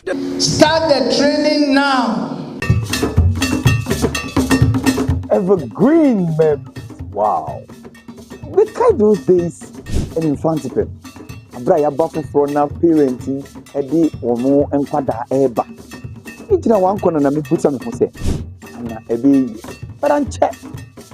We bonded as colleagues at the dining hall, the dormitories, classrooms. It's just said, but the question is, oh, I almost a director, Mamma say, accommodate Nana. And Monday, why you ma will be quiet. Now, me Besabia, where you do nothing. So I saw one yard. Anyway, my memory akwaba CTV on my Ghana and Nkosuo eso na as when Basso Boys were more joining ya beto an komono eso Roger TD was ewa ha na afen so abrante we mo ka che ne se they say oba no aye kwana koye transit no oba mebo madwa man pa me fa che do ensi oba no atu ne hofo mo ka kire eyi obi mame se ontu ne hofo ansa na waba Roger is saying, oh, Nyami Adam, that's one quania one word in the nature say, Nyami who ya mobo. Over the weekend, issues be break also, and see, you found bako na yet to me, the Empress Mono, the Ashisha, so they kind President Mahama relaunching our day. For National Sanitation Day. Titi say, Yabeko back, we Honorable Julius Deborah, Chief of Staff, an initiative for the by a time of a local government minister. Say by a bit to me, a dear to a thing I say, no one sem ewoha. And I think so DSTV home koma ye boy say minister na ni abrepa o so anra de multi choice or no mo be she ye ka say nika baako because say o me so mo ye twan no so be che o mo say tumi no ono nsem e de wontie no so wasem ewa ha and afi spokesperson ma doctor ya o say educhum ono en wo say educhum pen betimi aboa ma Ghana akona nim ti say dia NPP for munim de ye mamwa monfa flag bearer no fa emma no enye no nko a Kennedy Japan ono so wakeka chesensem bia enya asem ketua mwa ka che ba omia so onko fine s ema s no aye bibio we so bia person oboa ba omia ne fine s because Kennedy mpo say wo hwe voter Akufado, President Akufado, EDBT, President Mahama 2016 na watete ya dibisa be gu so achese de odi be gu so no krade won be bromu widie mansa no matie na no be so bisa ba omia says what the 170 questions say my bisa atade a ene onko fine s ene me say s ne ye kwan ye fa so a 2024 omitumi elusu overwhelmingly ya chese ne to me say na ano den pa tie no so and wasem no Martin so say yes Chief Justice former Chief Justice former Chief Justice Mami Getu Esaba Tokunu me say nkomodia bi ko so a opeso ka che president Mahama say dia one your hwe nyame anim no fa na retirement package no nko on fa ba na I think we Yera Maliba na meti say na odi saa enkomo no ni nyina ye issue say wopon so anope ye behwe na ya discuss enti wo so wo de eka ho bi na emma show no ye complete enti wadaroma o messages no ye koye nim nyina no meje bre na makenka ne kama de amount ko Facebook na wahwehwe by CTVGH my CTVGH yes stream it live Obaa na wa like na wa share na odo comment ato ase o wi anu wa follow yen se na be ya anytime a CTV ebeba live no onso benya notification na watimi ede wadwenkyere ato so we issue a me pese me bosu tew just maybe 2-3 minutes and then mekona Roger the submissions na shase enche obi ebeba yesi ade bi wo hono ma nokra ye ba kope entro na doso da bia me de masema meka no ntro doso pa wodi tro ba ko a e wo so di ntro bebre ntina na no rege fast na akwa ebibi ho no udi tro ba ko a obedi ntro atwa ho ahia afa obawie no na mpoma no kwa ni nyine mu ato wonya ba bia amfa no wakam no kra de ba ko se me kasa kire NDC mpanyumfo say monye careful pa politics na da ho no enye nkura adwuma o politics na ho sa no hu ne sa no nyankura adwuma na awe nnwuma president Mahama ye no 2016 ankofo bitimi de ntro ebe brainwash Ghana fo adwen ede ema nkofo ede ye kwankwaso mu 8 solid years a muma money na ho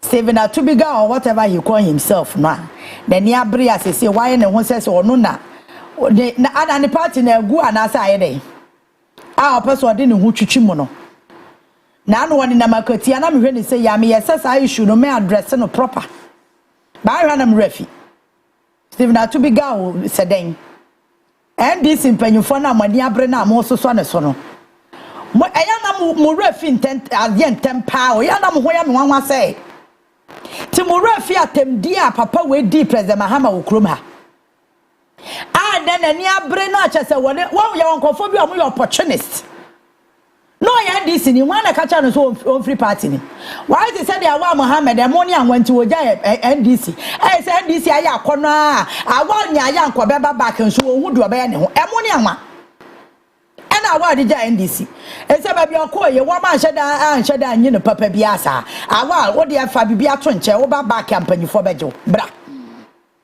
ba oba no aba in a genuine way ba on Atubiga de no ye na wasa ye te se de wate ani ayira na afre de wono mom na e kanfo aban e to dem na me ko ne Facebook page I'm like chasa politics no crofo take opportunity e di atem ye dwom be ye nyina wan we mu say de from stomach politicians ye was stomach journalists and ye was stomach politicians obi wa hono mu a party A wa aban mu a no wa ye te se on party A ne ye fine eko opposition anu wa hiri chok no akwa gira party B na aba mu no no I say on ne fine saafo no ene e from stomach journalist stomach politician o ha o ma wo hu ba bi o gina o media bia me kasa obi ene ho ye neutral so far as awoto aba you are never neutral unye neutral munya sa di seat na amodidam krom no o na obi aka say ena journalist pa na den na me da me nto aba mento aba say nkrofo mo tutu radio no TV no so mo aka mo so mo to aba stomach journalists ena wo mo ye nkrofo a party B wo position a o be ye o ma do say party B no chese wo mo number bako no ahwiri no ne party A na e power na ye one party A ko position a B ba ya no say ahwiri cho no obegina B ne chance wo ne fine ebi na to be guy no na no obi suma ne so on campaign wa kwati a de no o ye no o ye bibi na madwene maaso. This is somebody odidi president Mahama tem edidi chief banya tem because of obienya ne dofo a wakwa ware na ware no akwa we yetimi de chief banya ware edidi NDC fo nyina tem no the NDC akwasha bottles no chese se munu kekasa the NDC atem from ukoni page ya akokwa hwe ne megu ho so irritating so annoying Sani Prana was a you tell we try ho say so no na to praises and worship Emma President Mahama atubiga yen soma o yen Ghana for ne to ya ba ne to ma President Mahama ma yen ka de o ye no yen soma wo praises and worship what you say ade abacha me akoto abakra no wo niam bia wo twogu Facebook kura kire say na wo mpese NDC beba ba mu biem comment na wo choro say wo refia bebre wa ha ma screenshot. So when I see him today, na or yeniama te say or do NDC ama obi ampamo wa na akoy. Ade ama wo koy no e bia ye NDC nti say NPP. Na ba ka say wa akoy ya grant amnesty choro letter bra. Wa na say party na ya akono anya obi na befro. Ba wo niama wo ye ni wonu masam a wo keka ye no. Ase enqualify wo mposo do hu betwitwi party. Go party and you say now we say Kwahiri touch life because what do you say party na power opportunist. We opportunist. Na mo na bra ni abre no de mo hu etwitwum na mo so mani abre na mo so no so no mo nyere mo ho na me dia me mo obi bo wa menye wo. Simple. Me dia me mo wo. Ba so obi bo wa etwi kasa na me ka kire mo no. Obi bo wa me nje wo. Ye tumu fana se musimuntia munya power wi na maso aye den ade a pipifo ye bi ade o mutifie nne o mo bopitiri na o mo sore na o mo kai so mo opposition na o ma akoma ye o mo ya na ato o mo ni nsemu no keka no e bi ya na mo ye na mo de mo nyere mo ho me responsibility a me wo ene se President Mahama mamu ya mani feli da. So responsibility I have it as a journalist and a citizen of Ghana. And you can say President Mahama fail because of failure. Ghana fail yen na ho ba kire yen. 8 years na nya ho gono so. Enti wo be fefa mu a ye be yi wasi nchen ye be de dama President Mahama ate say wo na wasi you film. Nya do kwasi nchen. Wo mo bra ya kra frem a mo mfa. Enchanchen for the opposition for frem a na mo fa. Eno sa we ani mu na ye de no. Deus ba no me kasa kire mo mo hwehwe ni mu papa obetime politics de anya hwe yen na ye baako all campaign against President Mahama no na o kaisa NDC ye de yen baako power ba wi de afedi o kaisa ye na Ghana fo madam massa honorables mesramo mu fie enjoy a mu ntumi kan kwa abonten Monsha grassroots for no na mo jan hwehwe ni mu na mo ye no Monsha grassroots for no mo na breye mo ye hwehwe ni mo no no bia watimi ade di President Mahama tam nkrofo a medi hu say journalists are no mo ti radio so etimi to President Mahama ho e na wo ba saafo no e na ministers na esa no mo boka so bom e na hamo Daina hamo edu dia munim ya numbers na mo frefre na me real sa ministers ni bi be frɛ me se mu na akwa grassroots for da ho constituency for da ho mo hwe mo wi hwehwa ni mo nti na mo toto atetare nkrofo a wo mo na di matem tama na mo opposition eno so anyway Roger for national sanitation day next start se mu na akwa with adwubro and I na eka no adwubro ma memfa akwenya so enchia His Excellency the President John Dramani Mahama. Thank you. Na membo na baso wo dwumadia odi ede aboa ama aman Ghana afa ne tumapa Efra. Na minchia na bedichi the first female in this country are rising to that stage. And you know what ya Vice President Atobo. Na you know baako intina me start my introduction no say Ghana me no wasem Ghana has say obabia assuming that highest status of a responsibility or Ghana political bakwasem mu nti ma me fa sa kwanya so na me ntia Vice President Her Excellency ana Her Excellency Professor Jenana Opoku Ajima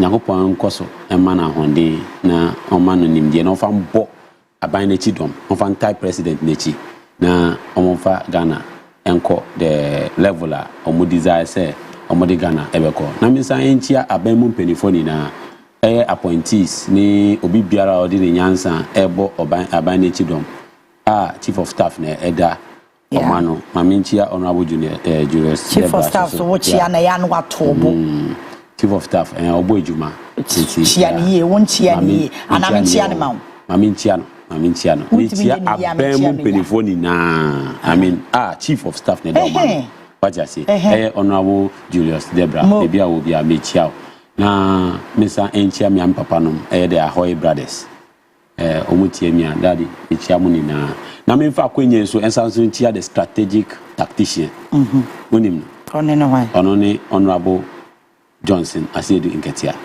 okay do na nim no as general for generals onipa opeja ne nsa na se oye ni se ya anka nkofo nim so obechia but ebeda ne mina na MPP fo askata mako hewa ya ebin mo no Chinese kasa shine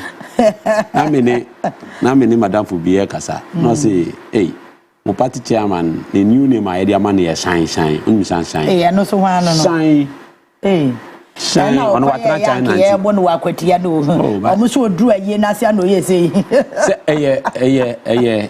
say slogan the street knows his slogan. Okay. Oh, Shatta Nyumbi was say for the street, they know my slogan. It's way general paper, no pigeon in Sasia. Ube who no be a sign. Yes, to an advert be one more. A mosquito advert. On say, the mammy me church him. Oh, Missy Utu now Utumira, now watch it, yeah, AC and I can watch him. Into my main slogan, no. Oh, then times. Advert be you say la monole mashola ana one is advert no monole mashola na mosquito no obenum e sisi MB before or you turn in their flesh hello guys advert here okay product bear ben kai product no a radio sir okay, yeah, be true. So right now, we finish MPP people party. You good no? I'm telling you. But you're more funny S. Ultimate goodness, sir. Oh, S no dear. Sir S no asem no. And say be kan S no asem. Oh, be kan wasem. Yes. S no me hu say bi no afane enya ba me wo formula bi me fine S no. Be so ana wa fine. Na okay. O de sir S na hu hia me o. Na hu hia me fucking. It's for sanitation the chassis. It's sanitation no. Won say mebo President Abaso according to IMF report no and I say World Bank report no Ghana lose about 290 million annually for poor sanitation. Na $290 million no. Yes kabao. Nke betumi bie ejuma bi I employ nkofo. What you say? Sa sika ye lose no. Ye lose through the health care. What you say? And productivity losses. Say environment ni nye good a. Nkofo yare. Cholera, diarrhea. Sa nyama no intino all the time government would have to put money in there to curb those sicknesses. Ofa baby na nsi o atai ho no na bibi like gatamu na echoku na ye pinso ni ade. Intino His Excellency the President John Dramani Mahama who say no about the issue of sanitation e was say you putting measures in place na the curb the issue so that that amount of money ananka ye dey go into sanitation no. According to the World Bank report, no, you bet me I channel that money into something else. Into you say first sanitation very serious. What you say? Now, every amount of money Ghana is spending to curb cholera, malaria, typhoid, ni other or say ye keep your environment neater. Ye here say ye this asikano ebeden. Apart from the fact say you bet media are share into other areas any productivity bebano. Yanka so who ebe lifted the burden of bloating the national budget. What do I say? Yeah. Wow. And I would see it as a step in the right direction as compared to how our NPP misconducting Omuhu under Akufo-Addo, where our neglecting sanitation, it millions of dollars, go temu. The chi and got on a thickness and a sim brood ayato. Which me fa odona so. without praying or fasting. Once a story be almost in Nigeria na man be wa bompire your friend Daniel. Your friend Daniel to a share baby fasting and we no call zoo and no call daja tell him no him say yen no. But sada yatane de omo we no. Enti wetin paboni na echi no. Jatane we no. But Obaa Odona, you don't need to fast. You can work on Odona. You don't need to. Ayetic, the gross thickness. No, Odona to what I'm trying to say is that despite the amount of money, NPP, they share a friend is saying, the stealing Odona Numuno. Well, that did not lead to anywhere. But as a country, I will say you take sanitation so serious, say you invest in it, we should make sure say it will be properly done. And you know what is that? Say we NDC we clean messes, whilst NPP creates mess. What I say? Yeah, you cleaning, no, you cleaning. Even when it comes to institutions, you're making sure say the right thing is done. And yet sanitation now, no, and yet just making sure say the environment is clean. No. Even institutions, we make sure say they are well kept. So we as NDC we clean up the messes that NPP left in the country. It's you know, important say Oman bia OTA and I say OTA. Moment na yen kambum. Now you making sure say your environment very neat because ye neat affect your lifespan. What I say, the more I keep a neat environment, it be affect your lifespan. And as you cry, and you'll be an oyari or hospital straight. Echo use health insurance. First, obey self-medication. Any good. But Saskano, so why yare? You don't need to spend that money on self-medication. Nina eka and affect your livelihood. Into president no take a step. Let's support it. Let's rally behind it as a country. Now you making sure say you be making the environment clean. Now you having that kind of a good health now. Yes, you know. Into remember President Abaso for that step in that initiative. Wabo Ejuma. Kudos to the president. All right. Obi Akwaba.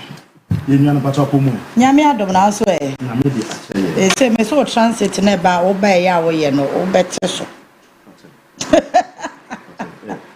Mo station pacha say me da men carry they can me so me dey hia me nti me ni producer be di hu pacha all right weekend na ye weekend no it was stressful kakra okay I'm say we feed so na mbeka say Mami chiao na minchi ahwefo ni yetifo a omagimra omo etie na minchi aminua be maroja na me congratulate no on that kutia by elections na ko NDC for win here nti sana democracy here is that so be win na obelusu nti mami fa free so na congratulate no weekend no am say me bahabe ka say proud to the weekend say the executive ba kwa na o supporting party ni here no we free and because yes Sunday leader so a Muslim after 1 week no more adowa nti ye nti proud to wait no as party for na ye organize it nti mama for fidie so na menda o kan quiz out for omo buy o beta ye nua ba no ebusuafo echi benefo kukudam e ba ye papa jesu wa ye papa ono abofuseni benefo free Dr. Laji Mahmoud ba omia camp so e ba represent no Jogati e ba your former MP Honorable Amedata e ba your immediate past MP Honorable Dakwa Newman e ba constituency executive Joshua it was like a national thing and nti ebusuafo e be sre no mahede na date ni nkasankasa pin for their tour say mo ye Muslim for the week date ni nkasankasa on their tour no next month on the 12th and on a party no so be ye no Ediama yenua bana nakopon aton safren. It was very involving and very stressful. But yedanyamia say wama adjubra aba na yenua bana echi no eniema etuto ye. Eyi bi wo hono manka wi a kameti makame bebre na anti kakra metimi aka enon. For social day. Patrol me that's it. Yeah, for national sanitation relaunch no and chance. My mensa so enda wase National Sanitation Relaunch send a while team relaunch idea a war honum until sometimes all the policy bar so review na for say policy no send a say corner no yes and a corner or strategize it na what relaunch it friends program no send a bay to get the necessary attraction and attention. It's just like product. You have a product life cycle. Most of the times, we introduce a product. We do baby and not do the growth stage. We do baby and do the maturity stage. Not start to decline. Until most of the times, at the declining stage, and who be here say over the measures, but two more. A bit to me, I'm sustaining the maturity of the product. Until if the president, through the Greater Accra Regional Minister and the local government, say for our health sector and for our sanitation, who be here say baby bisa near the abua. I think say Nkosuo no. As a patriotic citizen no, no, na ye ni bibi e friend tankanse. Aha. Wo hodom sa na e be ka to say tankanse fu oba, ana week we momo oba. Na bibi a bia no be general cleaning. Na a communal thing na ye nyina yesisu nyina ye ma menom ne papa no obi encourage ye say fa ye honjim. I think over the period no sa commitment no, especially in the greater cities no, Greater Accra, most of the cities sa commitment no aba from ama unhu say willingly Nkosuo yes adam no. Ma me kan say mekai the former Greater Accra minister during the MPP time, the immediate past minister, opeketesi call on the chief of Ghana in Nkosuo ehene Gamanche Nambu Hubi. And that was when someone nurture the vision and the dream. Say we need to implement sanitation day, clean Ghana. During MPP time, yesterday. And Semekai Diana or Kana, he felt say most of the time it's the politicians, SP headed a fonte things of this nature, patriotism. Emma program now the bano edimu because of Sena. Say politician the SP idea then NDC for CPP for because someone yet say politician for the SP idea MPP for CPP for boom for because someone yet in that engagement and on ne Gamanche area no he sought to appeal to the chiefs no said they should own it as a sector minister no in charge of Greater Accra no the obey the abu nyina to make sure say logistics ne resource wo hono obey but the various sub chiefs ne in crime ye Gamanche no, they should own it and champion it from their outfit. And ye him say ahemfo. Omo di bibiba na omo call it on the citizens. Say omunya. So that was the plan, that was the vision. And they started doing it to the extent that it became a healthy competition between the sub chiefs. Senebeya, you did this week, and this month, the following month, you go another place. Ye ni nyina mani sia. Then the chief no pa kubia call round the obey yamana feno involvement in good no ni ya reward no just to make sure say this vision will continue. They say you animal NDs for so ba and they've also decided to continue. I think say is in the right direction. Say you out of debt eba na unya correla and I say unya diarrhea and found party or whether or MPP or NDC or ebe count. Oh ya regional hospital doctor or show no bisa political calendar. Ufri ma we free. For me, as an individual, I strongly believe that there's something I say commend it. And I'll treat the local government minister, no, the regional ministers, no, say they should make sure that it gets to the core. If it's even demand said they'll get the clergies involved, because you see, I think say the clergies can even pick a day and mema sorry mema sorry sometimes you na instead of 9 to 12 you be porn you be sorry upon sometimes it be porn around 11.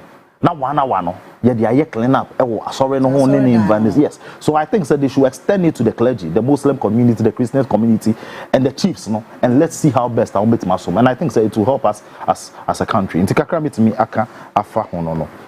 All right, yeah, live on Facebook and my CTVGH Obaa na wa like na wa comment na fe ye koye nim no ni nyina e dia maw asem bi wo ha no ma hu hia me I think I was me draw the attention of William Yame Brapeni, Honorable Ahmed Ibrahim. Yes, I think Daily Graphic even captured it. The Royal Queer Crime abrade akwamo clan of Asaman Kase na wo Eastern region o match petition the ama minister say me say chese nkomo bi wo ekuro mu hono ma ama mpuntu onko me de pa yimpuntu djuma ade bi esi mpuntu djuma ko ya na mani timi so ko wo ho ntu beti na chese mani na I read na se mani abre pa ti me sra minister so won sa petition no ebia we osabare ma atia bisa kentinka probi asumani ai na nani abre o se asa ahense muntawantawa ko fodia high court ma ruling bia wo se ye adwuma ti honorable mesrew the ruling ne wo mfa nya adwuma amane nya adwuma kohweda nya adwuma na mpuntu we se fata se ekọ ewo ekrom ho no nyankopon embie kwan na mpuntu enko se be ya atimamfo ewo no so ebenya oman no so mfa so ahense muntawantawa de to da bia etwe oman ene community no nyina mpuntu ekọ achi enti mesrew sabare ma nani abre pa wo mo petition no wo mo chese sa ruling no se panyifo we na nka ye adwuma wo mo gidi se nka be ma ne ma asesa kakra we ya asem ada ho mfie bebre nti ye be hye honorable Ahmed Ibrahim the chieftaincy kura kan wo de no enti wo ministry na ekese ti e bia won sanka ya me se olete no media me gidi se won saka wo hwe na one nananom ntena se na ba bia yie da no mo fa yie ento na ye nyina ye ntimi enko yenim all right enti ye enko Roger. Yes. They say DSTV na afe minister aso mo ti ado ahoma so. Na wo matwea minister say mo se month so still there na just you be suspend them because Ghana for esu. I think the minister right. And Ghana for so you for minister so because you know regulators here mind. But I think there was a meeting between them. Yeah. Emma Obekasai, Emma also the counter statement. I think I want a day controversy nearby. Yeah, but whatever be the case, no. The Ghana ni ekoye ejuma ewa manonia. There are regulations and regulators in that environment. You cannot go beyond certain points. With your pricing, with your product quality, there are regulations. And as a regulator, no. If you think or you feel say enyama nkofo no eye no ento akwemu a we stand for the interest of the people and the interest of the masses. And we as NEC as a government we will make sure say we protect the consumers in this country. Until the end and I yet na hono na omo nkoso enye sa nyama omo ya omo extort say you provide evidence say other countries price or form. More prices were from. And they were trying to justify say, okay, other countries no, ebin to say Nigeria, our population is high. But what about countries like South Africa for Swaziland? What about them? Our prices no still ever from. What about other countries? Our population in Ghana, but our prices no ever from. Are you getting me? Idea I say allow the market for people to exploit Ghanaians beyond expectations and beyond human reasonable doubt. It is long overdue, say, to order.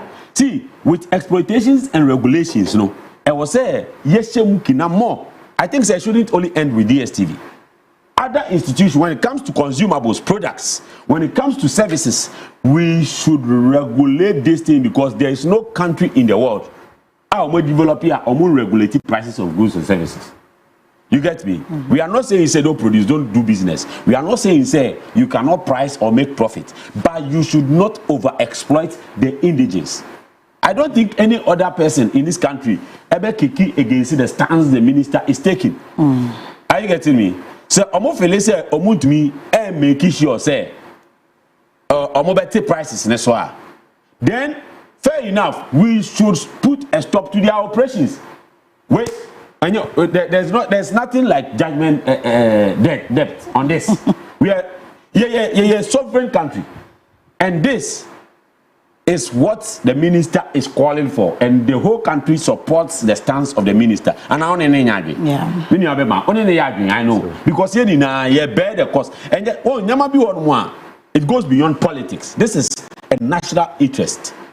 Na yeni na Ghana for ye qualify for here omozo manye na se minister ni ye bibi na se ompese omo ye ya we as a nation will demonstrate against them Okay. What I say? You know, Honorable Sam George, kudos to what you are doing. We support you. We are backing you. We do your back. Life and call it. So I don't go talk much. But I said yes, even ba. Didn't come in so spot. About 3 months, me told you. Who told me why the whole Prime Minister? The Prime Minister. Okay, Obi. Yeah. Hey, Ghana. On issue of DSTV, I think say me di won komo e wa cry FM da. Okay. And most of the times, you know, me per se ye share no. First of all, my main say before so say there should be a reduction. And say wow business. Now who pretty. Most of the times, you know, obey increment of pricing and as better in Yamaswa. There are a lot of things you take into consideration. Sure. And we shouldn't also forget that DSTV buy it creating some kind of jobs. I'm a Ghana for also. So the minister will be at the tight corner in trying to navigate around it and make sure say country will be benefited, Ghana for be benefited. Send a business no so better so na Ghana for almost juma. Into issue we started say about Apple. My first submission I'm making here, sir. I don't know what the communication minister, or they are making explicit percentage of 30%. Say, DSTV so enter so 30%. If Inyama Mebebo Bosono have been factored in their decision, then I fully support it. Okay. One, it is not only the exchange rates and how they determine the pricing of a product. Exchange rate is very key. But one other thing is the cost of operation, electricity, or salary, or overhead costs in terms of say we rent apartments and how do you business now? Rent na cost because it's only say in terms of rent, you see open down quite high and the boy I think say and also create here review. Yes. Western Housing Minister. What you are saying, it is all taking all these things into consideration. Now, I'll pick one of it, which is the dollar. Now, I say I call from a city, no, I want to cost no, you have to 30%. Now, factor in they're solid. But one factor now, no so now their determination. The business will push back. Okay. So, time now multi choice, it push back now. Now, me humbly was submitting to the minister say, and we has on back to the drawing board. Because only omushia ye no nti ase ye djuma o meka momunsu entu anamon foforo meaning say engagement no ne consensus no NCP and your sector minister minister, one of your key strength as a minister is your ability to be able to manage your sectors na wo wase no because you don't want it to be your turn and a sector say wase nyina no collapse. But rather, you want to maintain it and get more people so that competition because what? About force the price of goods and services better from. It's a you know. I had some NDC colleagues now it became very banter. But with time, I've been vindicated. So after press conference, Sam George, okay, I said, I'm requesting for data me information from DSTV before. Now I'm the same information about. I'm a DSTV. I requested say, more 1 month. For them to review and come back to percentage on before. Emma Sam George can say 1 month is too much. It's almost 14 days, including working days, Saturday, Sunday. It tells you that there's been some kind of data I'm provide here, both parties here. Sam George say, oh no, chair no. Is going to look at it. Okay. What I also picked up from Sam George, the communication, is that yes, or said there's going to be a reduction. Now I foresee say or backtrack it over 30%, no. So there could be the reduction, but not that 30%. It can be 25, less. Okay. It can be 20, it can be 15, based on data now provided. And that has been my position. I feel that yes, they need to reduce it, but we need to also look at it very well so that it will not end up, say, Ghanaians and other factors like electricity board agreement money IMF for sign here. But that agreement was say it can be adjusted. It can be upwards or downwards. Bottom line is that more time over the 8 months, 9 months in it has been upwards. And when you push further, make sure say because say in Yema be cost, but crude oil price a determinant for powering electricity. Apart from over water sector, so water bill cost. But you also need crude to power your water to do all those distilling and make sure say water not good for consumption. And also apart from, but over the 8-9 months cost. I don't know what the NDC have seen.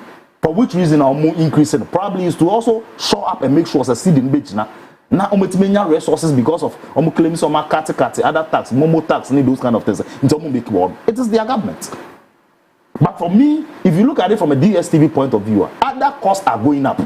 Me bore electricity, me bore water, me bore rent, me bore salary, because government increase salary of government workers minimum by 10%. Wage, minimum wage, so all this thing will impact on their expenditure. So for me, I agree, increase. The minister in charge should be able to engage them well. Let cool heads prevail.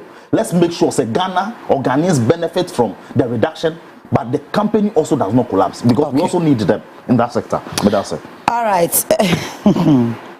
Felicity said that my problem is some will compromise with the system pay. Oh, system pay, no. All right. Ebenezer Moktosis, okay.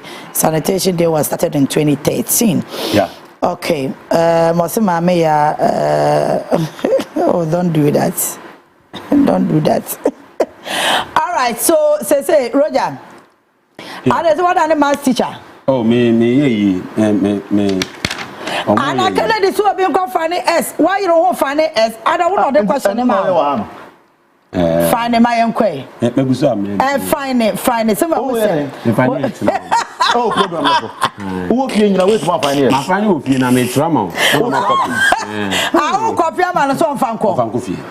Never saw no. Not the Obaa. Okay, into our trauma. That's one so Eddie and Kaesams near trunk our view. Zao. Because that's a wound. More excellent.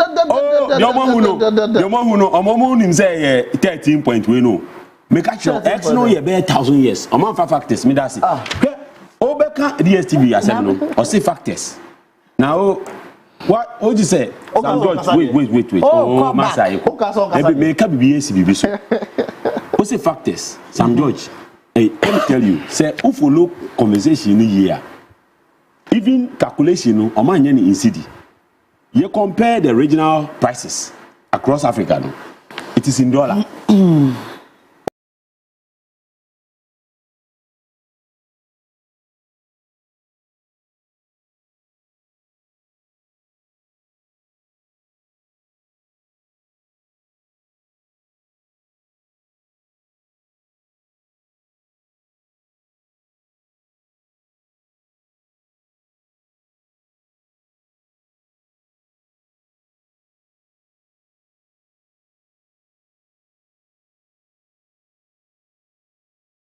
Saying original pricing now quote in dollars every country apart from the fact that we convert it to your CD rate and your conversion and your exchange rate in my head in the cost row already the amount quoted in dollar no yet in too much more than twice of that of Nigeria.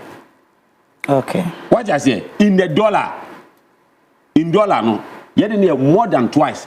Aside that, no, South Africa. Wait, maybe. Apart from that, what is the reason? Apart from that, what is where salaries?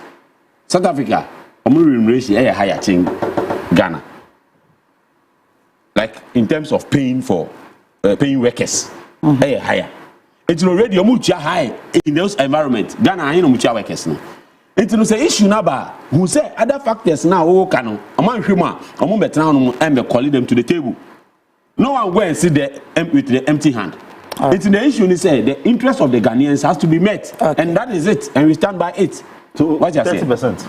If you go to a negotiation table, you should know well enough. Say you go with a percentage. You go for negotiation. You go with an absolute figure, but it's still negotiable. If you bid on the property, okay. Now, and you negotiable, and negotiate results, mamu. Results. Mo lecture mo ko mo find S no. So we say 13 point. About 1,000 years. What they train? Oh bon. Yeah, okay. Yeah, auntie. Then. Mami ka say so ni sheka. Maybe we can. Why confused? Me confused. I say my own kind na me train. Let's go back to the topic. Can go back to the topic now. The topic is Hey, Roger. I'm confused. This guy will not kill me. Okay. Send a shot and Bobo topics into way number 3. Kennedy Akupre Japan. Finance no. Wama Baumia work. Or so ma Amisata work into also man work. Because until I see the NCA 2016 no NPP Eddie over 1 million votes in the BT John Mahama. Now 2024 Mahama did over 1.7 million in the BT no. Into a man work is on finance. Me that's it. Obaa Titi. Yeah. Oh, that like let me relate this thing to this DSTV assembly conditions, situations. Oh, Mahama, His Excellency the President John Dramani Mahama, term of officer, Omuvoti Manilusu by 1 million. Now why Juma? A typical example in the health sector, and a UGMC. Ultra-modern facility. MBB Bono. If you want more, you report person because almost abruti. Last one can jam so far home one is not true. It's not true. Stop that. Stop that. Okay, jam so far on the no. Let me tell you, Ghanaians go there. They know. The conditions no are be affected no. The media you know so any na be affected. Now, today Japan me that say what to that question we. Now what to challenge. Maybe that two formulas. Baku ni formula baku e enie. Mabubo ama x is equal to K times L times M times S over into bracket B times R times U times E. Mabubo factors ni na x multiply by E. Now, yes, K no ye intensity of Ken's on record attack scale. Wait, oh, Master, I'm making my submission. Keep quiet and let me school. No, host. Take pen. Discussing. Yeah, discussing. The time of the person or the can do so now so watching. Photocopy machine. A lot of things we need to discuss. Are you the one to tell me to? I am schooling you. Take a pen and paper. You got a book. This one is.